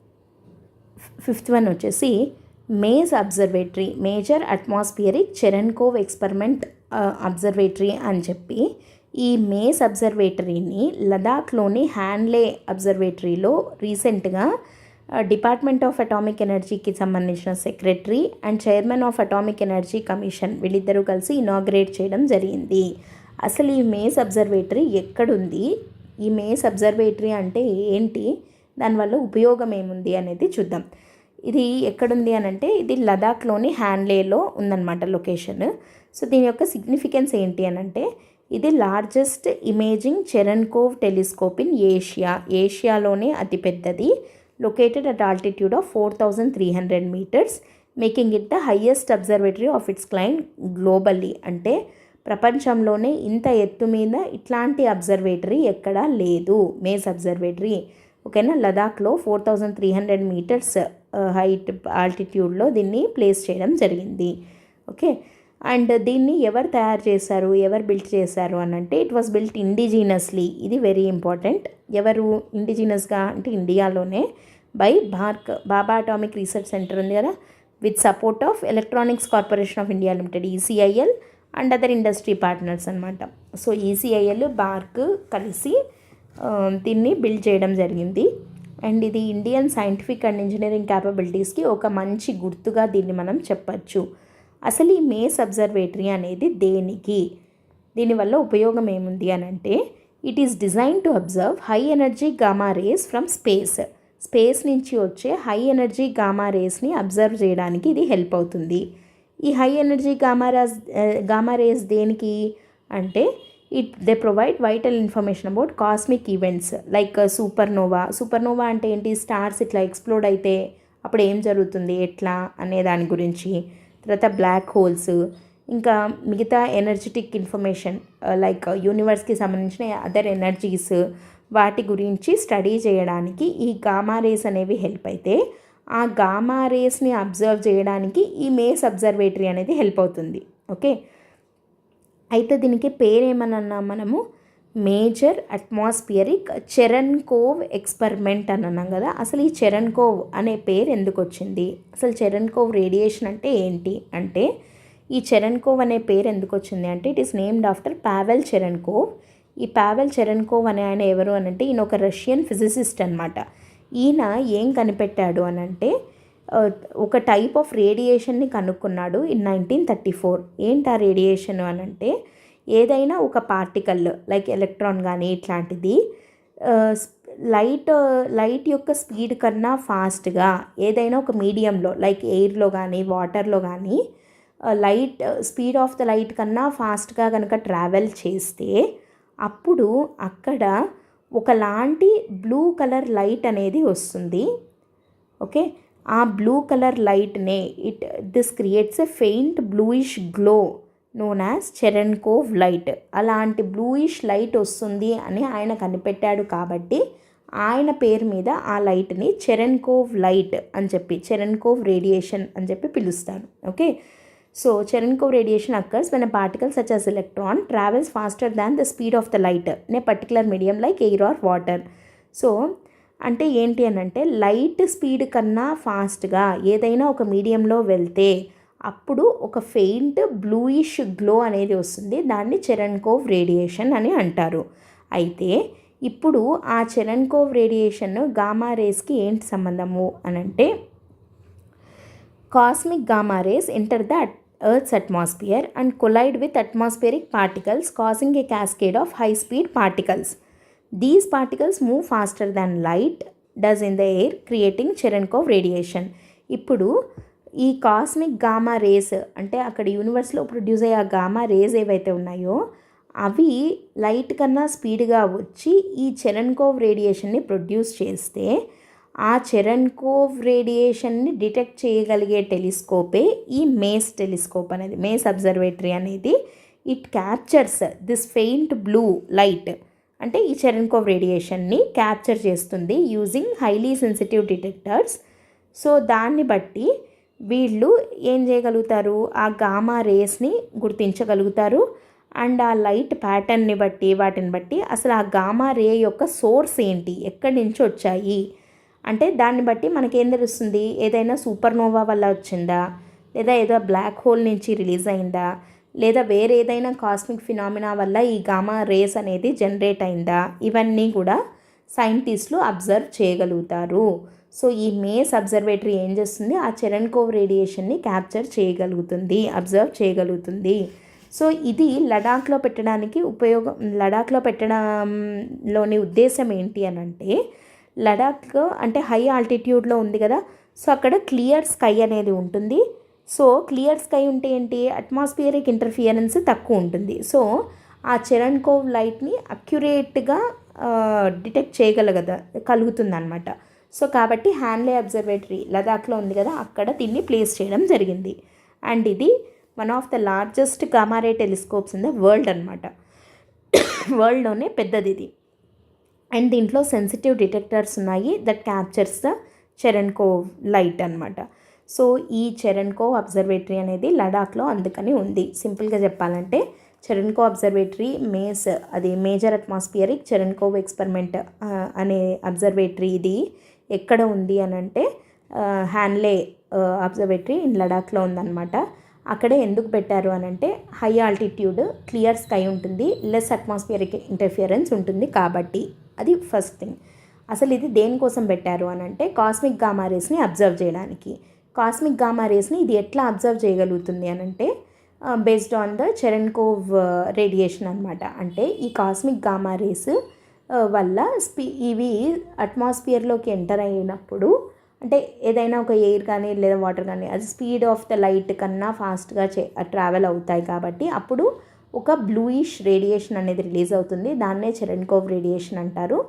ఆ బ్లూయిష్ రేడియేషన్ని ఈ అబ్జర్వేటరీలో ఉన్న సెన్సిటివ్ డిటెక్టర్స్ ఏవైతే ఉంటాయో అవి డిటెక్ట్ చేసి దాని ద్వారా దాని వెనకలున్న కాస్మిక్ గామా రేస్ యొక్క సోర్స్ని ఇది ఐడెంటిఫై చేయగలుగుతారు సైంటిస్టులు. దాన్ని బట్టి సూపర్నోవాస్ని స్టడీ చేయడం కానీ లేదా బ్లాక్ హోల్ని స్టడీ చేయడానికి కానీ ఇది చాలా హెల్ప్ అవుతుంది.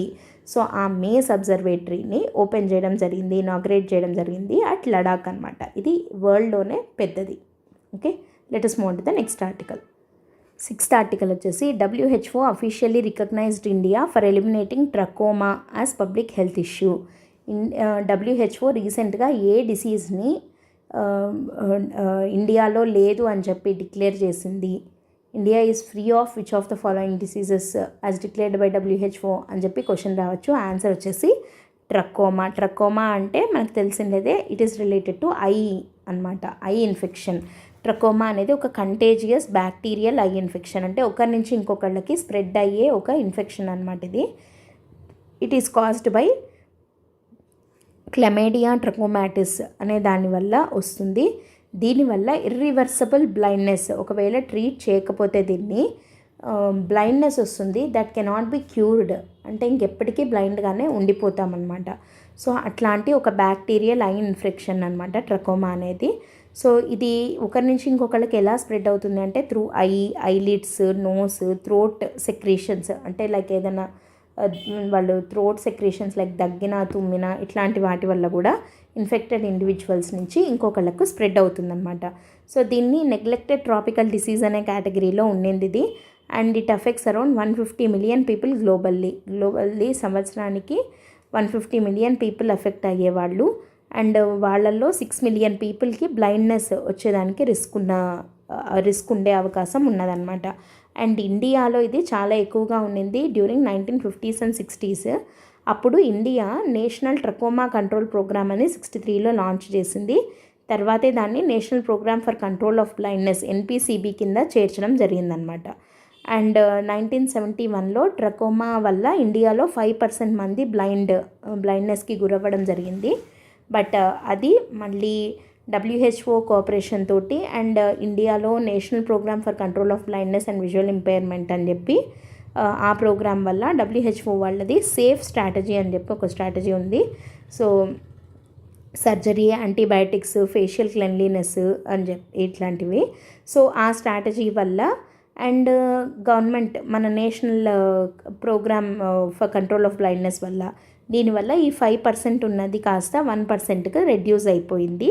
అండ్ ఇప్పుడు మనము కంప్లీట్గా అంటే నేషనల్ ట్రకోమాటస్ ట్రైకాసిస్ సర్వే అని చెప్పి ఒకటి సర్వే చేయడం జరిగిందనమాట. ఎక్కడెక్కడైతే ఈ ట్రకోమా ఎండమిక్గా ఉందో అట్లాంటి డిస్ట్రిక్ట్స్లో.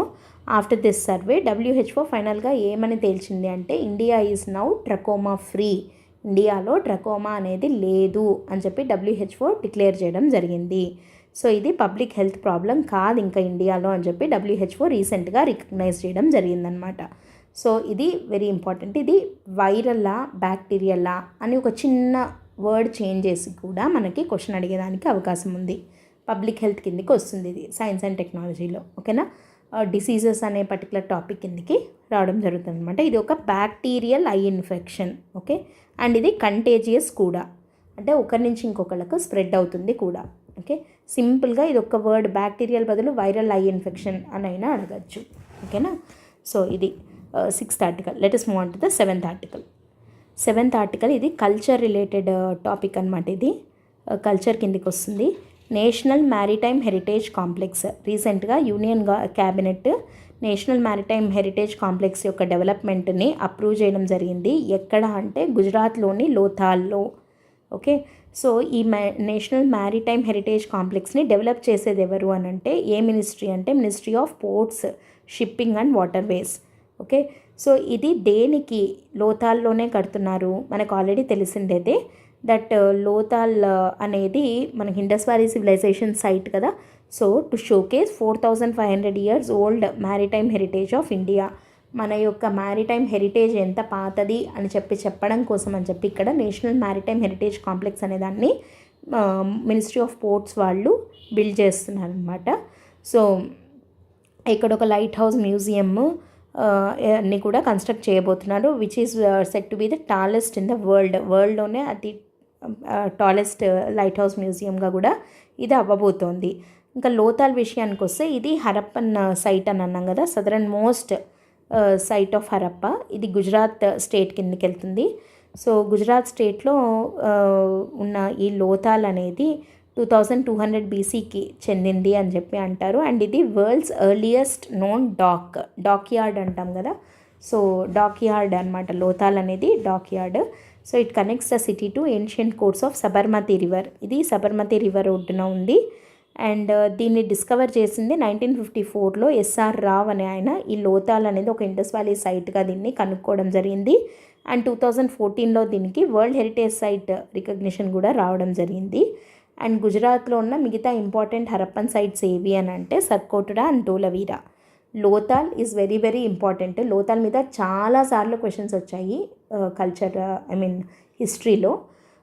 అట్లాంటి లోతాల్ యొక్క మ్యారిటైమ్ హెరిటేజ్ని గుర్తిస్తూ నేషనల్ మ్యారిటైమ్ హెరిటేజ్ కాంప్లెక్స్ అనే దాన్ని అక్కడ కన్స్ట్రక్ట్ చేయడానికి మినిస్ట్రీ ఆఫ్ పోర్ట్స్ వాళ్ళు కన్స్ట్రక్ట్ చేయబోతున్నారు. దానికి యూనియన్ క్యాబినెట్ అప్రూవల్ ఇవ్వడం జరిగింది. అందుకని ఇది న్యూస్లో ఉంది, which is very important topic in culture point of view. So ఇక్కడ మీరు పర్టికులర్గా లోతాల్లో ఎక్స్కవేషన్స్లో ఏమేమి దొరికాయి ఇట్లాంటి పాయింట్స్ని కూడా మనము చూసుకోవాల్సి ఉంటుంది. పర్టికులర్గా లోతాల్ అనేది గుజరాత్లో ఉంది కాబట్టి గుజరాత్లోని మిగతా ఇంపార్టెంట్ హరప్పన్ సైట్స్ అయినటువంటి సర్కోటడా, ధోలవీరా అక్కడ ఏమేమి రిమైన్స్ దొరికాయి, హార్స్ రిమైన్స్ ఇట్లాంటివి ఉన్నాయి కదా, సో అట్లాంటివి కూడా చూసుకోవాల్సి ఉంటుందన్నమాట. ఓకే, సో ఇవి పిఐబి 1 అక్టోబర్ నుండి 15 అక్టోబర్ వరకు వచ్చినటువంటి ఇంపార్టెంట్ ఆర్టికల్స్. అండ్ మనము ఈ మంత్ ఎండింగ్ తర్వాత second half of PIB October మంత్వి నెక్స్ట్ హాఫ్వి డిస్కస్ చేద్దాం. ఓకేనా?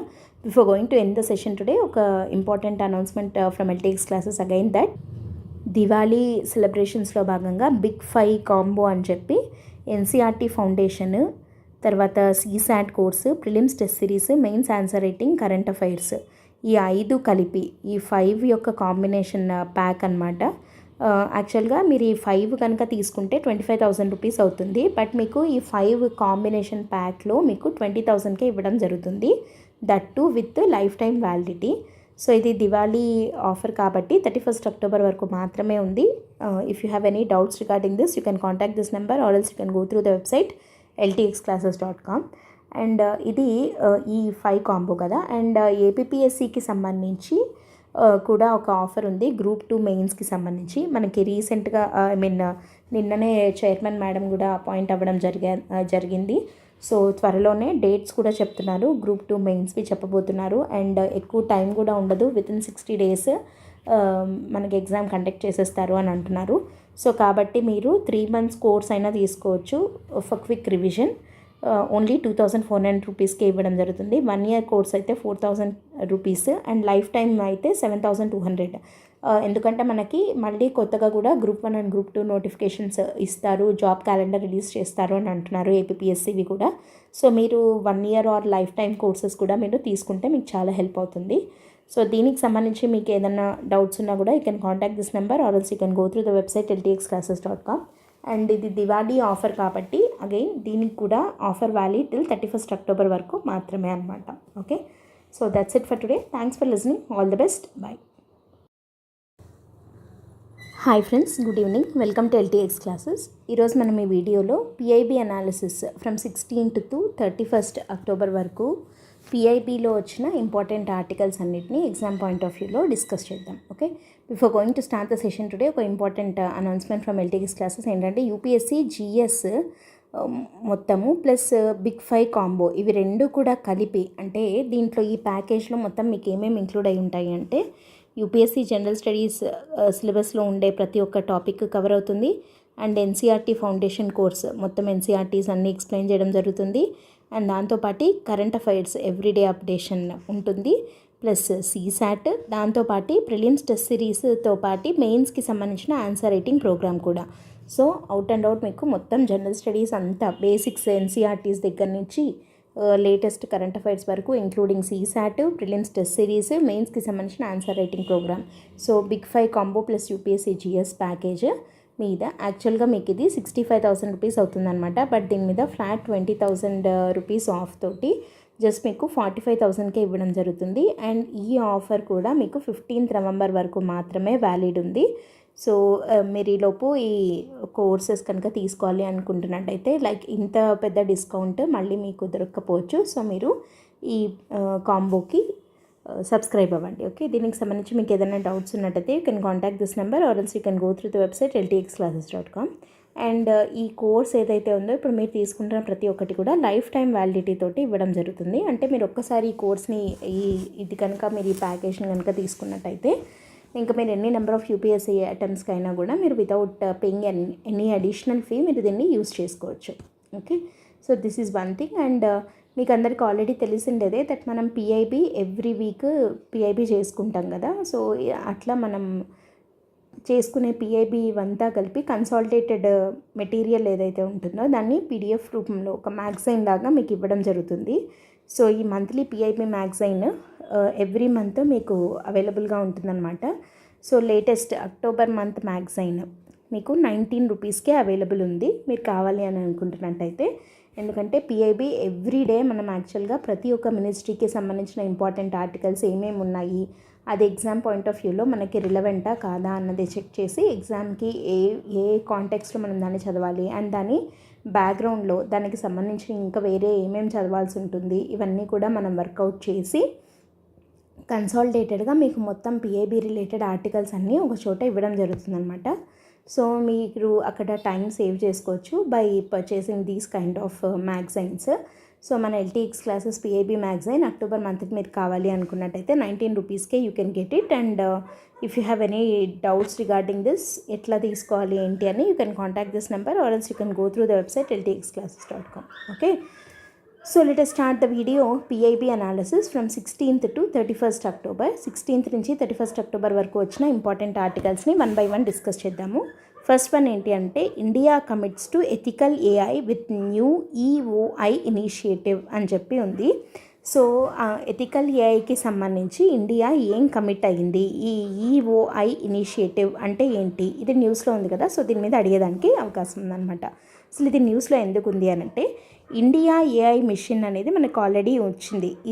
ఇది కరెంట్ అఫైర్స్ కాదు, ఇది పాతదే అనమాట. అయితే ఈ ఇండియా ఏఐ మిషన్ ఏం చేసిందంటే it has selected 8 responsible AI projects against the expression of interest floated under safe and trusted AI pillar of the India AI mission. So మనకి ముందు ఈ ఈఓఐ అంటే ఎక్స్ప్రెషన్ ఆఫ్ ఇంట్రెస్ట్ అనమాట. EOI initiative కింద 8 responsible AI ప్రాజెక్ట్స్ని select చేయడం జరిగింది అని చెప్పి న్యూస్లో ఉంది. సో ఈ 8 రెస్పాన్సిబుల్ ఏఐ ప్రాజెక్ట్స్ ఏంటి అనేది చూసే కన్నా ముందు అసలు ఫస్ట్ మనకి ఇది తెలియాలి అని అంటే ఇండియా ఏఐ మిషన్ అంటే ఏంటో తెలియాలి. సో ఫస్ట్ ఆఫ్ ఆల్ మనం ఇండియా ఏఐ మిషన్ గురించి చూద్దాం. Okay, so India AI mission అంటే ఏంటి అని అంటే it is a government initiative to promote artificial intelligence innovation in India. ఇండియాలో ఏఐ ఇన్నోవేషన్ని ప్రమోట్ చేయడానికి గవర్నమెంట్ స్టార్ట్ చేసినటువంటి ఒక మిషన్ అనమాట. సో ఇది ఏం చేస్తుంది అని అంటే మనకి ఆర్టిఫిషియల్ ఇంటెలిజెన్స్ రిలేటెడ్ కంప్యూటింగ్ రిసోర్సెస్ని డెమోక్రటైజ్ చేయడము, డేటా క్వాలిటీని ఇంప్రూవ్ చేయడము అండ్ ఇండస్ట్రీ పార్ట్నర్షిప్స్ పెరిగేలాగా చేయడము. సో ఇది ఇండియా ఏఐ మిషన్ చేయడం అంటే ఈ ఆర్టిఫిషియల్ ఇంటెలిజెన్స్ ద్వారా ఎథికల్ ప్రాక్టీసెస్ని డెవలప్ చేయడానికి, సపోర్ట్ చేయడానికి, ఏఐ రిలేటెడ్ స్టార్టప్స్ని ప్రమోట్ చేయడానికి పెట్టిండేదే ఈ ఇండియా ఏఐ మిషన్ అనేది. సో ఈ ఇండియా ఏఐ మిషన్ అనేది ఆర్టిఫిషియల్ ఇంటెలిజెన్స్ ఏ ఫీల్డ్స్లో ఉపయోగపడుతుంది అంటే ఎక్కడెక్కడ ఫోకస్ చేస్తే ఇండియాకి బెటర్ అని అనుకొని ఫోకస్ చేస్తోంది అని అంటే హెల్త్ కేర్లో ఏఐ యొక్క యూజ్ ఎట్లుంటుంది, ఎడ్యుకేషన్లో, అగ్రికల్చర్లో, స్మార్ట్ సిటీస్లో, ఇన్ఫ్రాస్ట్రక్చర్. సో ఇట్లాంటి వాటిల్లో రెస్పాన్సిబుల్ ఏఐ అంటే సొసైటీకి ఉపయోగపడే విధంగా AI related, artificial intelligence related innovations ఏమేమి తీసుకొని రావచ్చు అనే దానికోసం ఏర్పాటు చేసిండైతే ఈ ఇండియా ఏఐ మిషన్ అనేది అనమాట. సో ఈ ఇండియా ఏఐ మిషన్ అనేది ఏం చేసింది, India AI application development pillar అనే దాని కింద ఏం చేసిందంటే ఇట్ ప్రమోట్స్ ఏఐ సొల్యూషన్స్. వేటిల్లో ఇందాక చెప్పుకున్నాం కదా, health care, education, agri, smart cities, infra అని. సో వీటిల్లో ఏఐ రిలేటెడ్ అప్లికేషన్స్ మనం ఏమేమి తీసుకొని రావచ్చు అనే దాని గురించి చూసుకునేది అప్లికేషన్ డెవలప్మెంట్ పిల్లర్ అనమాట. And India AI future skills అంటే ఇప్పుడు రాబోయే ఇంజనీరింగ్ స్టూడెంట్స్ అంటే లైక్ బయటికి పాస్ అవుట్ అయ్యి వచ్చే వాళ్ళకి కానీ లేదంటే మిగతా స్టూడెంట్స్కి కానీ ఫ్యూచర్లో కావాల్సిన స్కిల్స్ ఏంటి, ఏఐ అనేదే ఇంకా ఫ్యూచర్ ఇప్పుడు కదా. సో వాళ్ళకి ఏఐ రిలేటెడ్ స్కిల్స్ని అందేలాగా చేయడం by breaking down the barriers. అంటే రూరల్ ఏరియాస్ వాళ్ళకి ఏఐ ఎడ్యుకేషన్ లేకపోవడము, ఇంటర్నెట్ కనెక్టివిటీ లేకపోవడము, లేదా రూరల్ అర్బన్ గ్యాప్ కానీ రిచ్ పూర్ గ్యాప్ కానీ ఇట్లాంటి బ్యారియర్స్ ఏవైతే ఉన్నాయో వాటిని బ్రేక్ డౌన్ చేస్తూ ఏఐ ఎడ్యుకేషన్ని స్టూడెంట్స్కి టాప్ ఇంజనీరింగ్ కాలేజెస్లో ఉన్న అందరికీ అందేలాగా చూడడం India AI future skills. Next India AI platform. ఇదేం చేస్తుంది అని అంటే ఏఐ రిలేటెడ్ డెవలప్మెంట్కి సంబంధించి ఇది ఒక వన్ స్టాప్ పోర్టల్ అని చెప్పచ్చు. అంటే ఏఐ రిలేటెడ్వి ఏవైనా ఆర్టిఫిషియల్ ఇంటెలిజెన్స్కి సంబంధించి ఏదైనా న్యూస్ కానీ ఆర్టికల్స్ కానీ ఇంటర్వ్యూస్ కానీ తర్వాత ఫండింగ్ ఈవెంట్స్ ఇట్లాంటివి ఏవైనా సరే ఈ ఆర్టిఫిషియల్ ఇంటెలిజెన్స్ రిలేటెడ్ ఏదైనా మనం కోర్సెస్ నేర్చుకోవాలి అనుకున్నా కొన్ని ఫ్రీ ఉంటాయి, కొన్ని పెయిడ్ ఉంటాయి. అన్నీ కూడా మనకి వన్ స్టాప్ సొల్యూషన్ లాగా ఒక దగ్గరే దొరుకుతుంది. That is India AI platform అనమాట. అండ్ సో ఈ మిషన్, ఈ ఇండియా ఏఐ మిషన్ యొక్క ఏజెన్సీస్ లైక్ లీడింగ్ ఏజెన్సీస్ ఏవి ముందుకు తీసుకెళ్తున్నాయి ఇండియా ఏఐ మిషన్ వెనకాల ఉన్న సపోర్టింగ్ సిస్టమ్ ఏది అని అంటే నీతి ఆయోగ్, తర్వాత department of science and technology, MeitY ministry of electronics and information technology వాళ్ళు, and department of biotechnology. So వీళ్ళందరూ కలిసి ఇండియా ఏఐ మిషన్ని నడుపుతున్నారనమాట. ఈ ఇండియా ఏఐ మిషన్ అంటే ఏమని చెప్పుకున్నాము, health care, education, agriculture, smart cities, infrastructure లాంటి ఫోకస్ ఏరియాస్లో ఆర్టిఫిషియల్ ఇంటెలిజెన్స్ రిలేటెడ్ అప్లికేషన్స్ని డెవలప్ చేయడము, అండ్ ఒక వన్ స్టాప్ పోర్టల్ని క్రియేట్ చేయడము, తర్వాత స్టూడెంట్స్కి ఫ్యూచర్ స్కిల్స్ని నేర్పించడము, అండ్ ఈ వీటి రిలేటెడ్ ఆర్టికల్స్ కానీ న్యూస్ కానీ ఈవెంట్స్ కానీ అన్నీ ఒక దగ్గరే ఉండేలాగా చూసుకోవడము. ఇది ఇండియా ఏఐ మిషన్ యొక్క ముఖ్య ఉద్దేశం. ఇప్పుడు ఆ ఇండియా ఏఐ మిషన్ తరపున ఇది ఒక 8 రెస్పాన్సిబుల్ ఏఐ ప్రాజెక్ట్స్ పట్ల ఇంట్రెస్ట్ చూపించింది, సెలెక్ట్ చేసింది అని చెప్తున్నాం. ఇప్పుడు ఏంటి అనేది చూద్దాం. India AI mission under digital India corporation and ministry of electronics and IT MeitY ministry వాళ్ళు 8 రెస్పాన్సిబుల్ ఏఐ ప్రాజెక్ట్స్ని సెలెక్ట్ చేసుకున్నారు. Over 2000 proposals.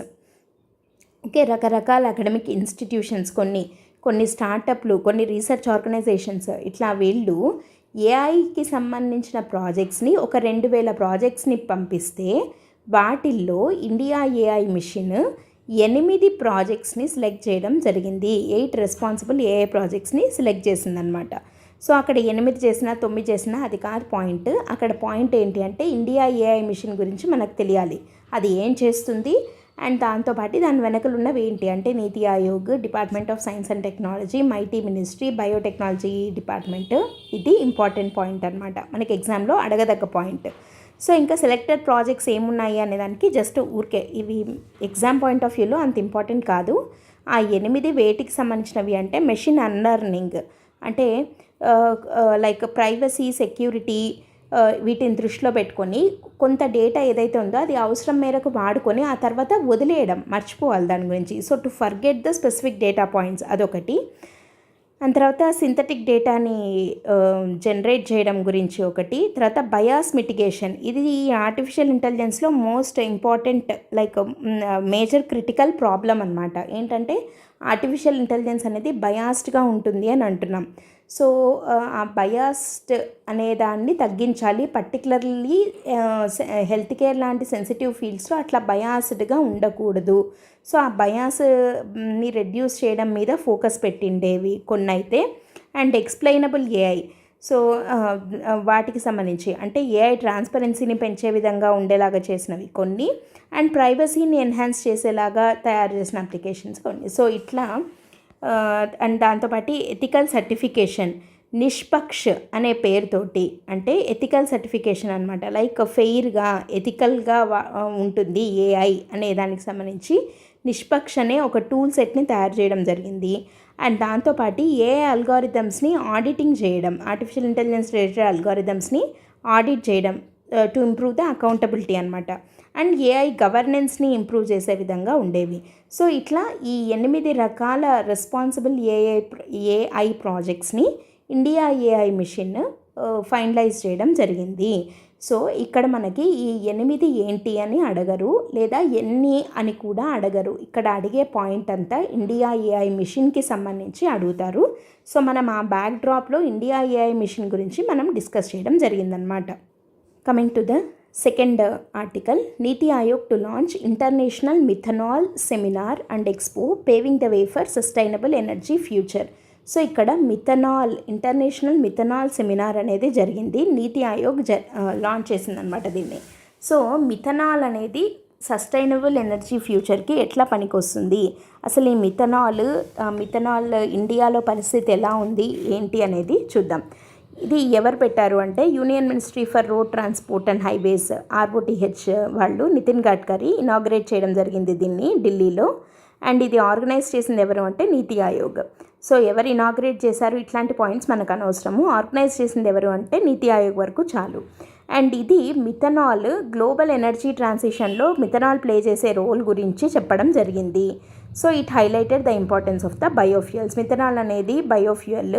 సో మిథనాల్ లాంటిది గ్లోబల్ ఎనర్జీ ట్రాన్సిషన్లో, అంటే the world is getting transitioned from the usage of fossil fuels to ఈ renewable వాటికి మారుతోంది కదా. సో ఆ గ్లోబల్ ఎనర్జీ ట్రాన్సిషన్ ఏదైతే ఉందో ఆ పర్టికులర్ ప్రాసెస్లో మిథనాల్ ప్లే చేసే కీ రోల్ గురించి డిస్కస్ చేయడానికి ఈ సెమినార్ అనేది నీతి ఆయోగ్ ఏర్పాటు చేసింది. సో ఇప్పుడు మనము ఈ కాంటెక్స్ట్లో మనం ఏం చూడాలి అంటే మిథనాల్ యొక్క బెనిఫిట్స్ ఏంటి, ఎగ్జామ్ పాయింట్ ఆఫ్ వ్యూలో మనకి సెమినార్ ఎవరు పెట్టారు అనే వరకు ఓకే నీతి ఆయోగ్, కానీ అంతకన్నా ఇంపార్టెంట్ ఏంటి అని అంటే methanol role in global energy transition అన్నట్టుగా దీని రిలేటెడ్ క్వశ్చన్ వచ్చేదానికి అవకాశం ఉంది. సో కాబట్టి అసలు ఈ సెమినార్ యొక్క ఆబ్జెక్టివ్స్ ఏంటి అని అంటే ఎనర్జీ ఇండిపెండెన్స్ రావాలి మనకి, అంటే మనం వేరే కంట్రీస్ మీద డిపెండ్ అవ్వకూడదు, ఆత్మనిర్భరత అంటున్నాం కదా అదొకటి. అండ్ అగ్రికల్చర్ ఎకానమీ డెవలప్ చేయడము, తర్వాత ఫార్మర్స్ యొక్క ఇన్కమ్ పెరిగేలాగా చేయడము.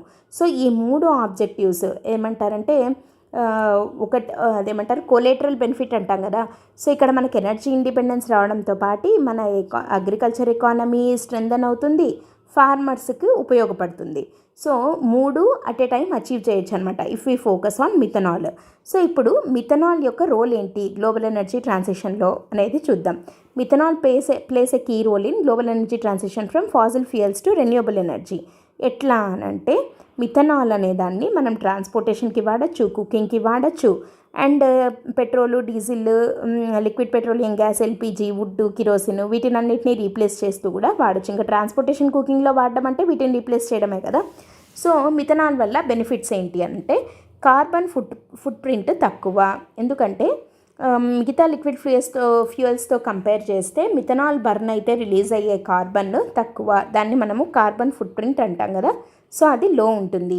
తర్వాత క్లీన్ బర్నింగ్ అంటే ఇప్పుడు మనకి ఇంటర్నల్ కంబషన్ ఇంజిన్లో వేరేవి ఇప్పుడు మనకి పెట్రోల్ కానీ డీజిల్ కానీ ఇవి కనుక బర్న్ అయితే కొంతమేర పర్టికులేట్ మ్యాటర్ అనేది ఉండిపోతుందన్నమాట. లైక్ దాన్నే మనము సూట్ అంటాం. సూట్ లేదా SOx ఏమంటారు సల్ఫర్ అండ్ నైట్రోజన్ ఆక్సైడ్స్ అనేవి ఎమిషన్స్ అవుతూ ఉంటాయన్నమాట.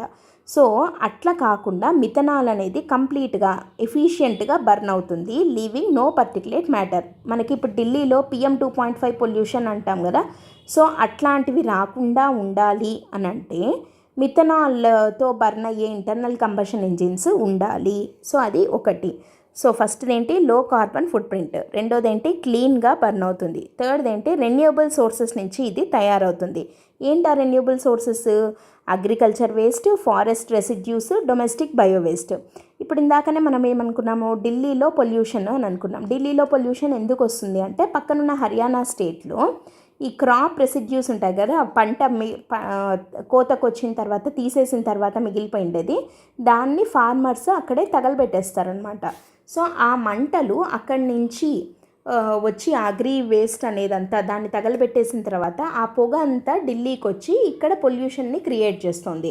సో అట్లా దానివల్ల PM 2.5 పొల్యూషన్ ఎక్కువ అవుతుంది ఢిల్లీలో. ఇప్పుడు చూడండి అదే అగ్రికల్చర్ వేస్ట్ని కనుక if we can convert into methanol then అది మనకి 2 రకాలుగా ఉపయోగపడుతుంది. ఒకటి ఏంటి, ఈ పొల్యూషన్ తగ్గుతుంది వీళ్ళు తగలబెట్టరు కాబట్టి. రెండోది ఏంటి, అగ్రికల్చర్ వేస్ట్ కూడా ఉపయోగపడుతుంది అండ్ మిథనాల్ ప్రొడ్యూస్ అవుతుంది. So forest residues, domestic bio waste వీటన్నిటి నుంచి మనము మిథనాల్ని తయారు చేయొచ్చు. సో రెన్యూబుల్ అవుతుంది ఇది. నెక్స్ట్ వచ్చేసి ఇది కాస్ట్ ఎఫెక్టివ్ కూడా.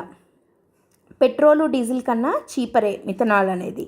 అండ్ ఇంకోటి ఏంటి, ఇవన్నీ అయినా కానీ ఇది ట్రాన్స్పోర్ట్ చేయడానికి కానీ స్టోర్ చేసుకోవడం కానీ ఈజీ, ఎందుకంటే it can be it is room టెంపరేచర్లో అది లిక్విడ్గానే ఉంటుంది కాబట్టి. సో ట్రాన్స్పోర్ట్ ఈజీగా చేసుకోవచ్చు, తర్వాత స్టోర్ చేయడం కూడా ఈజీగానే స్టోర్ చేసుకోవచ్చు. సో ఇన్ని బెనిఫిట్స్ ఉన్నాయి మిథనాల్ వల్ల. లో carbon foot print, clean burning, renewable source నుంచి తయారు చేస్తాము, కాస్ట్ ఎఫెక్టివ్గా ఉంటుంది and easy to transport and store. So methanol వల్ల ఇన్ని బెనిఫిట్స్ ఉన్నాయి కదా. సో ఈ మిథనాల్ అనేది అందుకని మనకి గ్లోబల్ ఎనర్జీ ట్రాన్సిషన్లో చాలా కీ రోల్ ప్లే చేస్తుంది అనే దాని గురించి చెప్తున్నాం. అయితే ఇప్పుడు మనం ఈ సెమినార్ దాంట్లో ఏం జరిగింది, ఎవరెవరు మాట్లాడారు, ఎవరు వచ్చారు, ఇదంతా మనకు అనవసరం. ఇక్కడ పాయింట్ మిథనాల్ గురించి వచ్చింది, గ్లోబల్ ఎనర్జీ ట్రాన్సిషన్లో కీ రోల్ అన్నాము. సో ప్రిలిమ్స్ పాయింట్ ఆఫ్ వ్యూలో ఇట్లా బెనిఫిట్స్ రిలేటెడ్వి ఏవైనా కొన్ని పాయింట్స్ లాగా ఇచ్చి అడగచ్చు ఒకటి. లేదు మెయిన్స్ పాయింట్ ఆఫ్ వ్యూలో మనము renewable energy sources, renewable energy నుంచి పవర్ జనరేషన్ లేదా ట్రాన్స్పోర్టేషన్, కుకింగ్ వీటిల్లో ఎట్లా యూజ్ చేస్తాము ఇట్లా రాసేటప్పుడు మిథనాల్ అనే పాయింట్ మనం రాయొచ్చు. అండ్ ఇక్కడ మనము ఒక ఫ్యాక్ట్ చెప్పుకుందాము, దట్ మిథనాల్ ప్రొడక్షన్ ఇండియాలో ఎంత ఉంది ఏంటి అనే దాని గురించి ఒక పాయింట్ చూద్దాం. అదేంటి అంటే ఇండియా హ్యాస్ ఇన్స్టాల్డ్, మరి ఇంత ఉన్నప్పుడు ఇండియా ఏం చేస్తుంది మిథనాల్ ప్రొడక్షన్ రిలేటెడ్ అంటే, installed production capacity of methanol ఎంత ఇండియాది అని అంటే 2 MT per annum అనమాట. అయితే నీతి ఆయోగ్ ప్రిపేర్ చేసిన ప్లాన్ ప్రకారము మనము 2025 కల్లా 20 MTకి దాన్ని పెంచుకోవాలంటే 10 times మన ప్రొడక్షన్ కెపాసిటీని పెంచుకోవాలి అన్నది నీతి ఆయోగ్ యొక్క ప్లాన్ అనమాట. అదే నీతి ఆయోగ్ ఇంటర్నేషనల్ మిథనాల్ సెమినార్ని పెట్టడం జరిగింది. సో ఇక్కడ మిథనాల్ దాని ఇంపార్టెన్స్, ఇండియా కెపాసిటీ ప్రస్తుతం 2 MT, but we are planning to increase it to 20 MT by 2025 according to Niti Aayog అనమాట. ఓకేనా. సో ఇది second article. Next coming to the third article, national commission for women అని ఉంది కదా, ఇది నాన్ కాన్స్టిట్యూషనల్ బాడీ అండ్ దీనికి కొత్త చైర్పర్సన్ అపాయింట్ అవ్వడం జరిగింది. సో ఇది ఒక చిన్న ఫ్యాక్ట్, కరెంట్ అఫైర్స్లో ఉన్న ఒక పాయింట్. సో కాబట్టి దాని గురించి చూద్దాము. ఎవరు అపాయింట్ అయ్యారంటే విజయ కిషోర్ రహత్కర్ అనే ఆమె అపాయింట్ అవ్వడం జరిగింది నేషనల్ కమిషన్ ఫర్ ఉమెన్గా. And she will be the 9th chairperson of national commission for women. సో ఇప్పుడు మనము ఈ నేషనల్ కమిషన్ ఫర్ ఉమెన్ అనేది మనకి నాన్ కాన్స్టిట్యూషనల్ బాడీ, మనకి సిలబస్లో ఉంది కాబట్టి జస్ట్ దాని రిలేటెడ్ ఒక్కసారి క్విక్ రివిజన్ చేద్దాము. నేషనల్ కమిషన్ ఫర్ ఉమెన్ అనేది ఒక autonomous and non constitutional but it is a statutory body. Statutory body అంటే ఏంటి, ఒక యాక్ట్ కింద, ఒక చట్టం కింద, చట్టబద్ధత కలిగిన సంస్థ, స్టాచ్యూట్ కింద ఫామ్ అయింది కాబట్టి దాన్ని స్టాచ్యుటరీ బాడీ అంటాం కదా. సో ఇది 1992లో ఎస్టాబ్లిష్ అయింది under national commission for women act 1990 అనమాట. సో ఇది దేనికోసము అంటే ఇండియాలో ఉన్న ఉమెన్ రైట్స్ని ప్రొటెక్ట్ చేయడం కోసం అని చెప్పి ఏర్పాటు చేసిన సంస్థ national commission for women. And ఇది ఏంటి అని అంటే ఉమెన్ రిలేటెడ్ రైట్స్ని అండ్ వాళ్ళ హక్కులకు ఏదైనా భంగం వాటిల్తే వాటి గురించి అడ్రస్ చేయడానికి అండ్ విమెన్ని ప్రొటెక్ట్ చేయడంలో కానీ వాళ్ళ రైట్స్ని ప్రమోట్ చేయడంలో కానీ గవర్నమెంట్కి ఏదైనా రికమెండేషన్స్ ఇవ్వడంలో నేషనల్ కమిషన్ ఫర్ ఉమెన్ అనేది కీ రోల్ ప్లే చేస్తుందన్నమాట. అండ్ ఈ నేషనల్ కమిషన్ ఫర్ ఉమెన్ యొక్క కంపోజిషన్ ఏంటి, దాంట్లో ఎవరెవరు మెంబర్స్గా ఉంటారు అంటే ఈ యాక్ట్ ప్రకారం, ఈ యాక్ట్లోని సెక్షన్ 3 ప్రకారము ఒక చైర్పర్సన్, 5 మంది మెంబర్లు, ఒక మెంబర్ సెక్రటరీ ఉంటారు. సో ఈ వీళ్ళనందరినీ సెంట్రల్ గవర్నమెంటే నామినేట్ చేస్తుంది. ఓకే. సో ఈ చైర్పర్సన్ ఎవరు అని అంటే జస్ట్ దీనికి ఎలిజిబిలిటీ ఏదైనా ఉందా స్పెసిఫిక్గా అంటే అట్లేం లేదు, just committed to the cause of women. అంటే కొన్నిటికి ఎట్లుంటాయి అని అంటే eligible to be appointed as judge of high court అనో లేదా సుప్రీంకోర్ట్ అనో అట్లా ఉంటాయన్నమాట. But national commission for women చైర్పర్సన్కి అట్లాంటి ఎలిజిబిలిటీ కండిషన్స్ ఏమీ లేవు, just they must be committed to the cause of women అనమాట. అట్లా ఇప్పుడు ఇందాక ఈ విజయ్ కిషోర్ రహత్కర్ అని చెప్పుకున్నాం కదా, ఈమె చాలా విమెన్ యాక్టివిస్ట్ అనమాట. ఈమె చాలా ఫైట్ చేయడం జరిగింది విమెన్ కోసము. అండ్ ఈమె ఆల్రెడీ స్టేట్ ఉమెన్ కమిషన్ కి కూడా ఈమె వర్క్ చేయడం జరిగిందనమాట. సో కాబట్టి she was committed to the cause of women అని చెప్పి తనని అపాయింట్ చేయడం జరిగింది. అండ్ మిగతా 5 మెంబర్లకి ఏదైనా ఉందా ఎలిజిబిలిటీ అని కండిషన్స్ ఏమైనా ఉన్నాయా అని అంటే సో వాళ్ళకి జస్ట్ ఎక్స్పీరియన్స్ ఉండాలి వేటిల్లో, లాలో, ఓకే, ట్రేడ్ యూనియనిజం, తర్వాత విమెన్ వాలంటరీ ఆర్గనైజేషన్స్కి చెందిన వాళ్ళు కానీ, అడ్మినిస్ట్రేషను, హెల్త్, ఎడ్యుకేషను, ఇట్లా ఈ ఫీల్డ్స్లలో ఎక్స్పీరియన్స్ ఉన్న ఒక 5 మందిని నేషనల్ కమిషన్ ఫర్ ఉమెన్కి అపాయింట్ చేయడం జరుగుతుంది. అండ్ అట్లీస్ట్ ఒక్క మెంబర్ అన్న ఎస్సీ లేదా ఎస్టీ కమ్యూనిటీ వాళ్ళు అయి ఉండాలి అనే కండిషన్ అయితే ఉంది. అండ్ వీళ్ళ టర్మ్ ఎంత అని అంటే చైర్పర్సన్ అండ్ ఎవ్రీ మెంబర్ వీళ్ళ టర్మ్ చైర్పర్సన్ది కానీ మెంబర్ది కానీ టర్మ్ ఎంత అంటే 3 years. సో అట్లా 3 years టర్మ్ తోటి చైర్పర్సన్ లేదా మెంబర్స్ అపాయింట్ అవుతారు. అండ్ అలా రీసెంట్గా అపాయింట్ అయిన నేషనల్ కమిషన్ ఫర్ ఉమెన్ యొక్క చైర్పర్సన్ ఎవరు అని అంటే శ్రీమతి విజయ కిషోర్ రహాత్కర్ అనే ఆమె అపాయింట్ అవ్వడం జరిగింది. ఓకే, సో ఇది non constitutional but a statutory body established under national commission for women act 1990 act కింద 92లో ఎస్టాబ్లిష్ అవ్వడం జరిగిందనమాట. అండ్ వన్ మోర్ థింగ్, వీళ్ళ రిమూవల్ ఎట్లా అని అంటే they can be removed, the central government may by order remove the chairperson. So ఎవరినెవరిని remove చేయొచ్చు అంటే దానికి గ్రౌండ్స్ ఆఫ్ రిమూవల్ ఏంటి అంటే అడ్జడ్జ్డ్ ఇన్సాల్వెంట్ కానీ లేదా పెయిడ్ ఎంప్లాయ్మెంట్లో ఉన్నారు వీళ్ళు అని తెలిసినా కానీ లేదా వాళ్ళు ఇన్కేపబుల్ ఆఫ్ ఫంక్షనింగ్ అని తెలిసినా, అన్సౌండ్ మైండ్ అయినా, లేదంటే పబ్లిక్ ఇంట్రెస్ట్కి వ్యతిరేకంగా వీళ్ళు ఏదైనా చేశారు అని తెలిసినా కానీ, లేదా if they are convicted and sentenced to imprisonment for an offence అంటే ఏదైనా అఫెన్స్కి పాల్పడ్డారు అని తెలిసి శిక్ష పడినా. ఓకే, సో ఈ గ్రౌండ్స్ ఆఫ్ రిమూవల్ కింద the chairperson or the member can be removed by the central government. So ఇది గ్రౌండ్స్ ఆఫ్ రిమూవల్ అనమాట. Coming to the 4th article, RCS UDAN celebrates 8 years in the service of nation. So ఇది RCS UDAN scheme అనేది 8 years అయిందనమాట start అయ్యి. So దాని గురించి చూద్దాం, కొన్ని పాయింట్స్ ఉన్నాయి. సో ఈ సందర్భంగా ఈ ఉడాన్ స్కీమ్ కింద కొత్తగా పిఎం ఎక్కడెక్కడ ఎయిర్పోర్ట్స్ని ఇనాగ్రేట్ చేశారు అని అంటే సహరాన్పూర్, రేవా, అంబికాపూర్ ఎయిర్పోర్ట్స్ని ఉత్తరప్రదేశ్లో అండ్ సహరాన్పూర్ ఉత్తరప్రదేశ్లో, రేవా మధ్యప్రదేశ్, అంబికాపూర్ ఛత్తీస్గఢ్. సో ఈ 3 స్టేట్స్లో యూపీ, ఎంపీ అండ్ ఛత్తీస్గఢ్లో 3 ఎయిర్పోర్ట్లని ఇనాగ్రేట్ చేయడం జరిగింది. ఆర్సీఎస్ అంటే రీజనల్ కనెక్టివిటీ స్కీమ్ కదా. సో చిన్న చిన్న ఎయిర్పోర్ట్స్ని డెవలప్ చేయడం ఉడాన్ స్కీమ్, ఉడే దేశ్ కా ఆమ్ నాగరిక్ అని పెట్టారు కదా. సో దీని కింద ఈ 3 ఎయిర్పోర్ట్స్ని కొత్తగా ఇనాగ్రేట్ చేయడం జరిగిందనమాట పిఎం. సో ఇది ఏ మినిస్ట్రీ కిందకి వెళ్తుంది? Ministry of civil aviation. And ఇది 2016లో స్టార్ట్ చేయడం జరిగింది. అండ్ ఇది నేషనల్ సివిల్ ఏవియేషన్ పాలసీలో ఒక వైటల్ కాంపోనెంట్ అయిందనమాట. సో ఫస్ట్ ఉడాన్ ఫ్లైట్ 2017లో లాంచ్ చేశారు ఫ్రమ్ షిమ్లా టు ఢిల్లీ. చిన్న చిన్న ఊర్లని కనెక్ట్ చేయడము అనేది ఆ రీజనల్ కనెక్టివిటీ. దాని ద్వారా ఏంటంటే మొబిలిటీ పెరుగుతుంది, మొబిలిటీ పెరిగితే ఎకానమీ డెవలప్ అవుతుంది అన్న దాంతో. సో ఈ రీజనల్ కనెక్టివిటీని డెవలప్ చేయడం కోసం పెట్టిండేదే ఆర్సీఎస్ ఉడాన్ స్కీమ్ అనేది. అది 8 years కంప్లీట్ చేసుకుంది. First flight was from Shimla to Delhi under this scheme. So ఇది ఒక సెంట్రల్ సెక్టార్ స్కీమ్. దీని పర్పస్ ఏంటి అని అంటే ఇన్ఫ్రాస్ట్రక్చర్ అండ్ కనెక్టివిటీని పెంచడము, especially in remote and under served regions అనమాట. సో మామూలు జనాలకి కూడా, మాసెస్కి కూడా ఎయిర్ ట్రావెల్ని అఫోర్డబుల్గా చేయడము అన్నది ఈ స్కీమ్ యొక్క ముఖ్య ఉద్దేశం. అండ్ దీనివల్ల బెనిఫిట్స్ ఏంటి అని అంటే ప్యాసింజర్స్కి సబ్సిడైజ్డ్ రేట్లకే సీట్లు వస్తాయి. అంటే ఎందుకు అనంటే ఈ ట్రావెలింగ్ ఫీ అనే దాన్ని అప్పర్ లిమిట్ పెడతారనమాట. So initially it was cap to 2500 rupees per passenger. Maximum అంటే 2500 rupees కన్నా పర్ సీట్ ఛార్జ్ చేయడానికి లేదు అని ఇనీషియల్గా అప్పర్ లిమిట్ పెట్టడం జరిగిందనమాట. అండ్ తర్వాత ఆ వయబిలిటీ ఏదైతే మిస్ అవుతుందో అంటే ఎయిర్లైన్స్కి నష్టం వస్తుంది కదా ఈ లో ఫేర్స్ పెట్టడం వల్ల. సో దాన్ని వయబిలిటీ గ్యాప్ ఫండింగ్ అంటారు. త్రూ VGF గవర్నమెంట్ ఆ ఎయిర్లైన్స్ని కంపెన్సేట్ చేస్తుంది అనమాట. ఓకే, సో ఆ నష్టం ఏదైతే ఉందో దాన్ని పూడ్చడానికి గవర్నమెంటే ఎయిర్లైన్స్కి సపోర్ట్ ఇస్తుంది.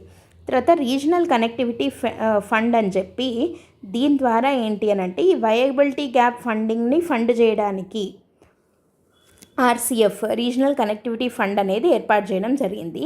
And also on demand specific roots, తర్వాత అంటే ఎక్కడెక్కడ ఏ రూట్స్లలో అవసరం ఉంది అట్లాంటివి ఎయిర్లైన్సే అసెస్ చేసి ప్రపోజల్స్ని సబ్మిట్ చేయాలన్నమాట. అండ్ తర్వాత రీసెంట్గా వచ్చిన చేంజెస్ ఏంటి అని అంటే కరెంట్లీ ఈ స్కీమ్లో 5th phase రన్ అవుతోంది. So the distance gap of 600 kilometres and air fair caps is reduced, VGF is enhanced.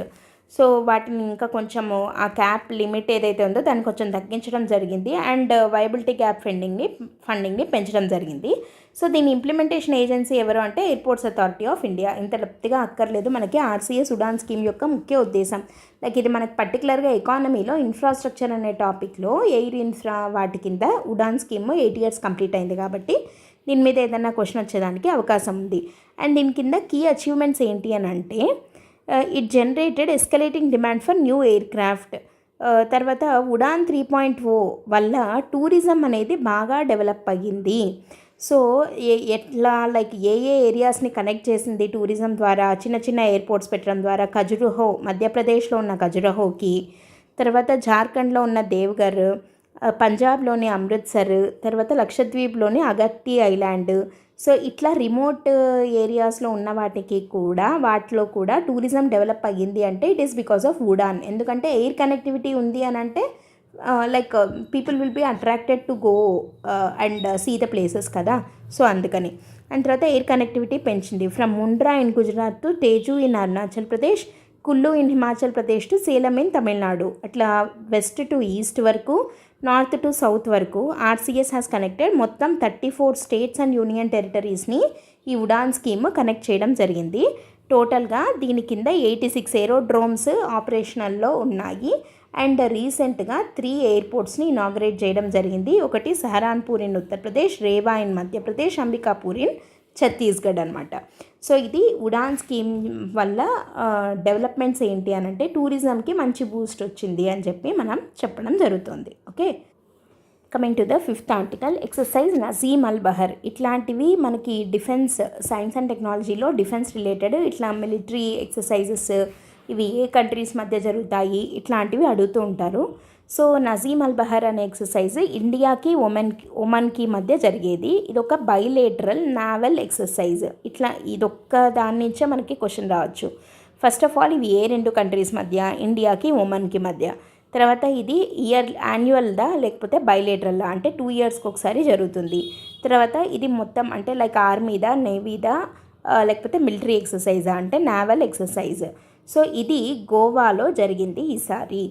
And INS త్రికండ్, తర్వాత డార్నియర్ మ్యారిటైమ్ ప్యాట్రోల్ ఎయిర్క్రాఫ్ట్, ఇవి 2 అంటే త్రికండ్ అనేది మన తరపున, royal navy of Oman vessel Al Seeb participate చేయడం జరిగిందనమాట.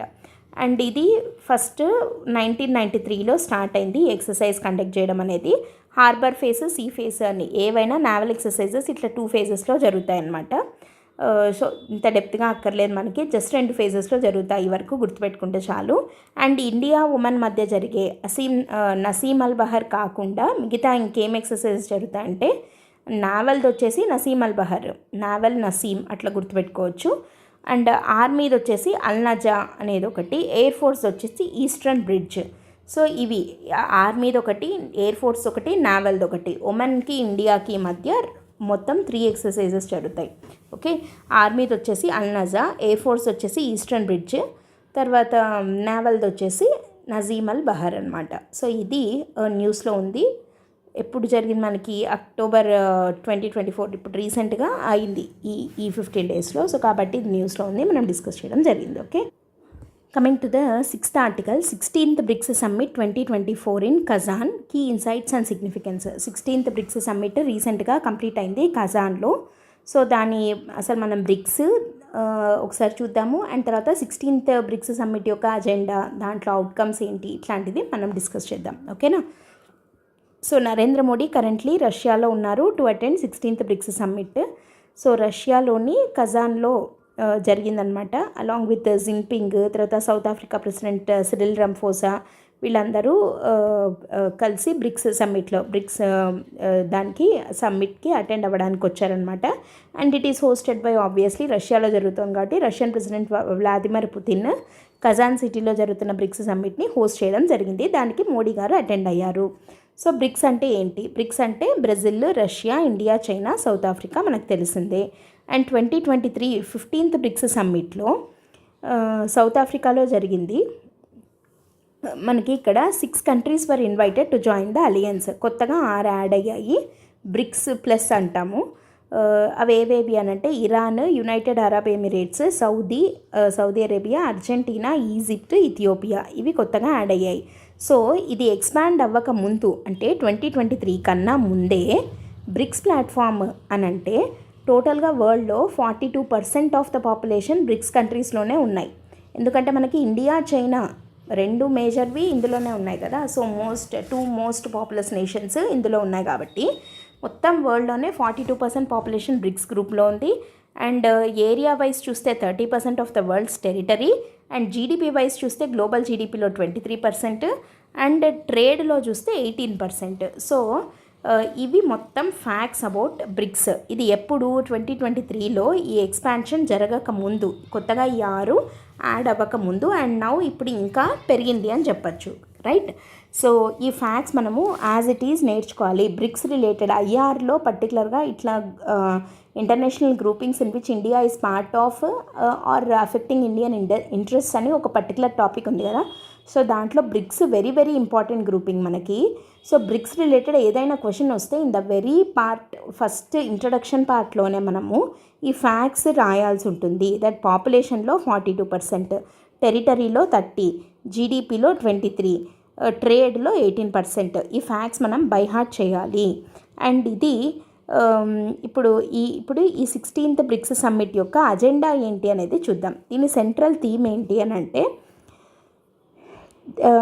the central theme uniting BRICS members is their disillusionment with the Western-led global governance, particularly in the economic sphere. So Western dominationకి సంబంధించి ఆ domination గురించి లైక్ దానికి ఆపోజిట్గా అని చెప్పచ్చు మనము. So this sentiment has intensified following the sanctions on Russia after it's 2022 invasion of Ukraine, which raised concerns among global south nations about West potentially using global financial tools as weapons. So ఇక్కడ ఏమంటున్నాము అంటే Ukraine మీద దాడి తర్వాత Russia ఎప్పుడైతే Ukraine మీద దాడి చేసిందో 2022లో అప్పుడు వెస్ట్రన్ నేషన్స్ చాలా వరకు రష్యా మీద శాంక్షన్స్ పెట్టాయి. సో ఈ గ్లోబల్ సౌత్ నేషన్స్ అన్నీ పర్టికులర్గా ఈ వెస్ట్రన్ నేషన్స్ వాటి యొక్క ఫైనాన్షియల్ టూల్స్ని వెపన్స్గా ఎట్లా వాడుతున్నాయి అనే దాని గురించి వీళ్ళకి చాలా కన్సర్న్స్ ఉన్నాయి. అంటే వాళ్ళు వాళ్ళ ఫైనాన్షియల్ టూల్స్ని వెపన్స్గా వాడుతున్నారు మనకు అగెయిన్స్ట్గా అన్నట్టుగా వీళ్ళు కన్సర్న్స్ని రైజ్ చేస్తున్నారు అనమాట ఇన్ రెస్పాన్స్. అందుకని మరి బ్రిక్స్ ఏం చేస్తుంది అంటే it AIIMS to reduce Reliance on the US dollar and the Swift financial system from which Russian banks were excluded in 2022. So US dollar మనకి ట్రాన్సాక్షన్స్ అన్నీ త్రూ డాలర్స్ అవుతాయి కదా. సో డాలర్ డామినెన్స్ని తగ్గించడం కోసం మనం ఏం చేద్దాము అనే దాని మీద బ్రిక్స్ అనేది మెయిన్గా ఎయిమ్ చేస్తోంది. 2023లో బ్రెజిల్ ప్రెసిడెంట్ లులా కూడా ట్రేడింగ్ కరెన్సీ బ్రిక్స్కి ఒక సపరేట్ కరెన్సీ ఉండాలి అని చెప్పడం జరిగింది. And instead of the focus ఈ shifting to using national currencies for bilateral trade, reducing exposure to currency fluctuations and dependence on the dollar. So BRICS కంటూ ఈ బ్రిక్స్ నేషన్స్ మధ్య ట్రేడ్ ట్రాన్సాక్షన్స్ జరిగేటప్పుడు through dollars కాకుండా మనకంటూ ఒక separate currency పెట్టుకుందాము అన్న proposal Brazil president Lula propose చేయడం జరిగిందనమాట. అడిషనల్లీ చైనా ఏమంటోంది, ఈ స్విఫ్ట్ మెకానిజంకి ఒక alternative has developed a limited alternative like while countries like Turkey కానీ బ్రెజిల్ కానీ వాటి గోల్డ్ రిజర్వ్స్ని పెంచుకుంటున్నాయి. ఎందుకంటే వెస్ట్రన్ నేషన్స్కి అగెయిన్స్ట్గా. తర్వాత currency swap for energy deals are also gaining popularity అనమాట. సో వీటన్నిటిని బట్టి మనకి ఏం తెలుస్తోంది అని అంటే వెస్ట్రన్ నేషన్స్ నుండి ఈ కంట్రీస్ అన్నీ ఫైనాన్షియల్ అటానమీని కోరుకుంటున్నాయి అనే కావాలి అనే మెయిన్ అజెండాతోటి 16th బ్రిక్స్ సమ్మిట్ జరిగింది. సో దీని మొత్తం అవుట్కమ్స్ ఏమున్నాయి, వీటిల్లో ఏం డిస్కస్ చేశారు అనేది అగైన్ ఒక సపరేట్ టాపిక్ కింద మనం డిస్కస్ చేద్దాము. ప్రస్తుతానికి బ్రిక్స్ సమ్మిట్ 16th ఎక్కడ జరిగింది అంటే రష్యాలోని కజాన్లో జరిగింది. సో దానికి ఎవరెవరు అటెండ్ అయ్యారు అన్నది చూసాము. దాని మెయిన్ అజెండా ఏంటి అనేది కూడా చూసాము. Against US dollar and western sanctions on the global south nations మీద ఎట్లా ఉన్నాయి అనే దాన్ని డిస్కస్ చేయడం జరిగిందనమాట.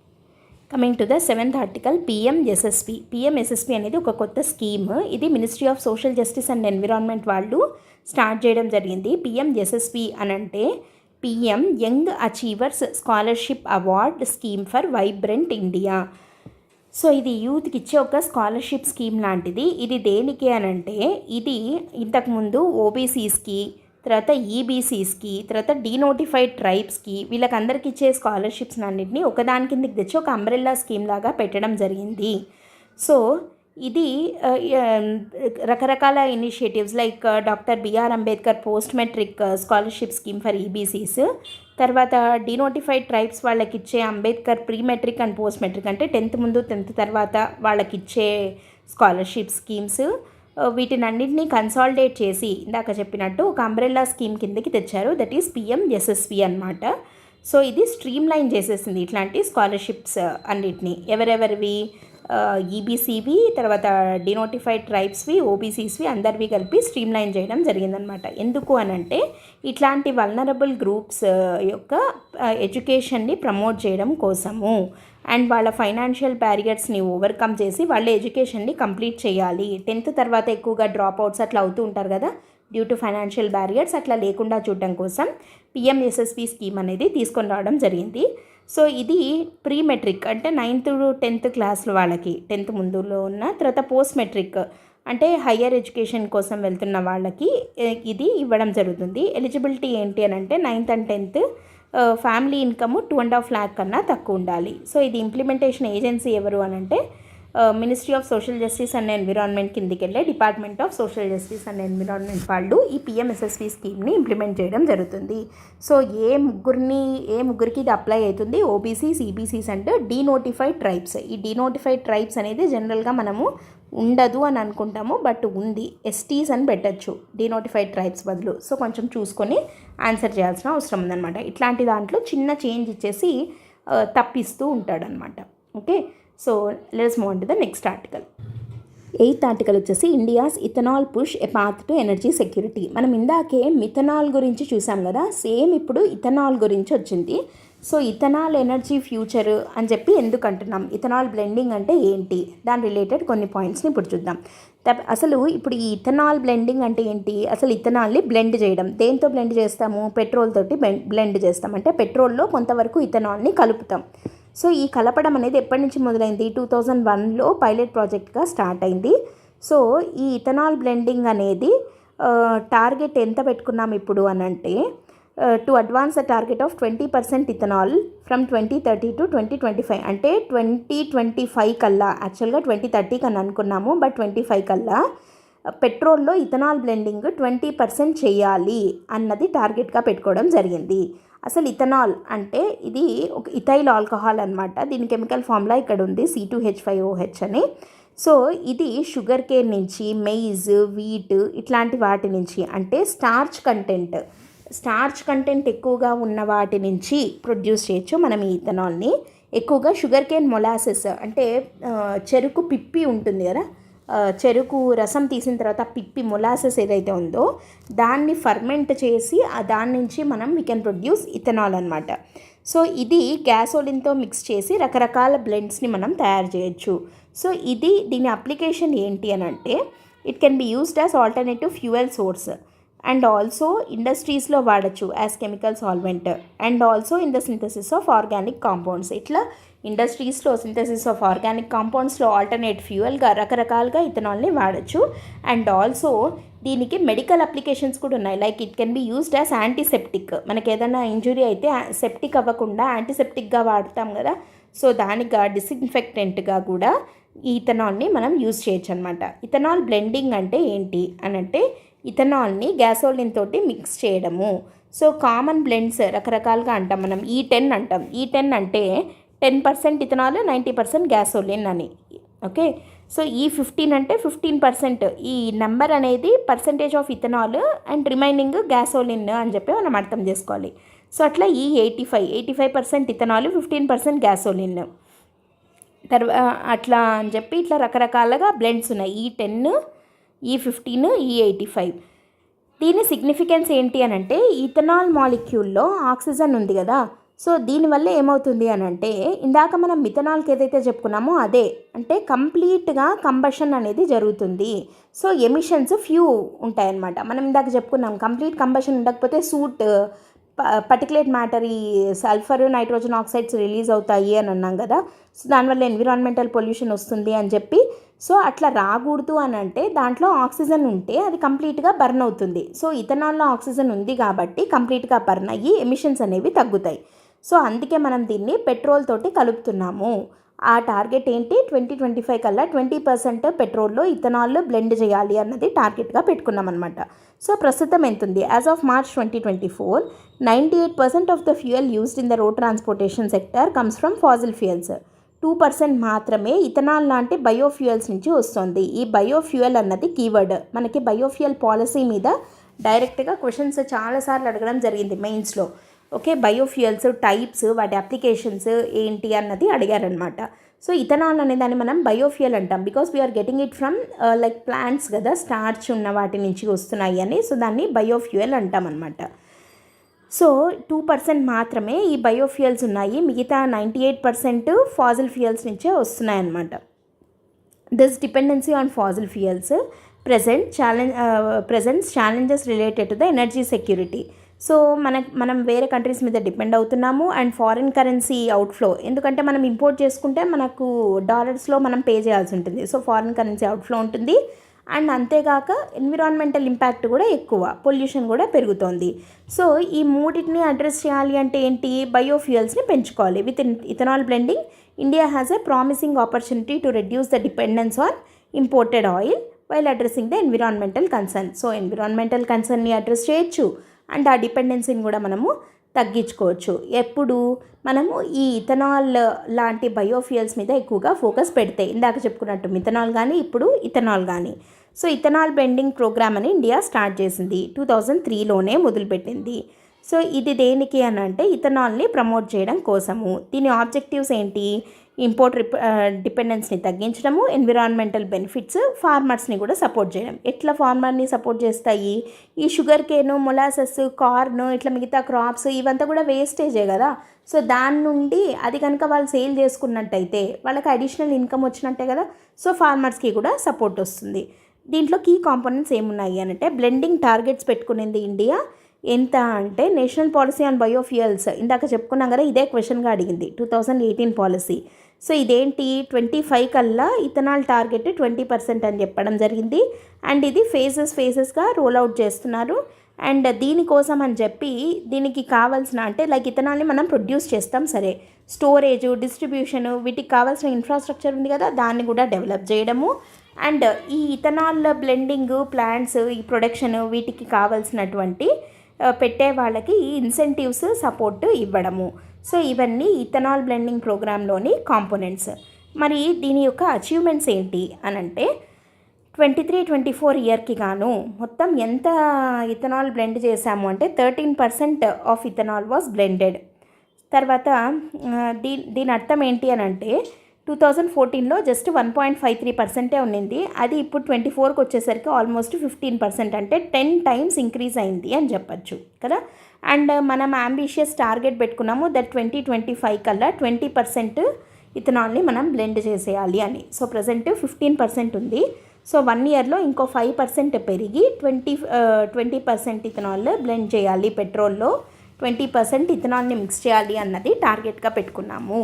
సో ఇది ఇథనాల్ వల్ల ఉండే యూజెస్. ఈ ఎనర్జీ ట్రాన్సిషన్లో ఇథనాల్ యొక్క రోల్ ఏంటి అని కూడా మనం చూడడం జరిగింది. ఈ ఫ్యాక్ట్స్ పర్టికులర్గా మనం మెయిన్స్ ఆన్సర్ రాసేటప్పుడు చాలా హెల్ప్ అవుతాయి. ఓకే, సో ఇవి 16th నుండి 31st అక్టోబర్ వరకు వచ్చినటువంటి important articles from PIB. So ఈ పిఐబి ఆర్టికల్స్ అన్నిటికీ రిలేటెడ్ మీకు ఏదైనా నోట్స్ కావాలి అన్నట్టయితే, like as I said PIB October magazine మీరు పర్చేస్ చేయొచ్చు జస్ట్ ఫర్ 19 రూపీస్. అండ్ ఇందాక చెప్పినట్టు యూపీఎస్సీ జిఎస్ ప్లస్ బిగ్ 5 కాంబోని కూడా మీరు నవంబర్ 15th లోపు సబ్స్క్రైబ్ చేసుకోండి. So for more clarifications or మీకు ఏదైనా డౌట్స్ ఉన్నట్టయితే you can contact the number as provided here, and you can go through the website ltxclasses.com. That's it for today. Thanks for listening. All the best. Bye.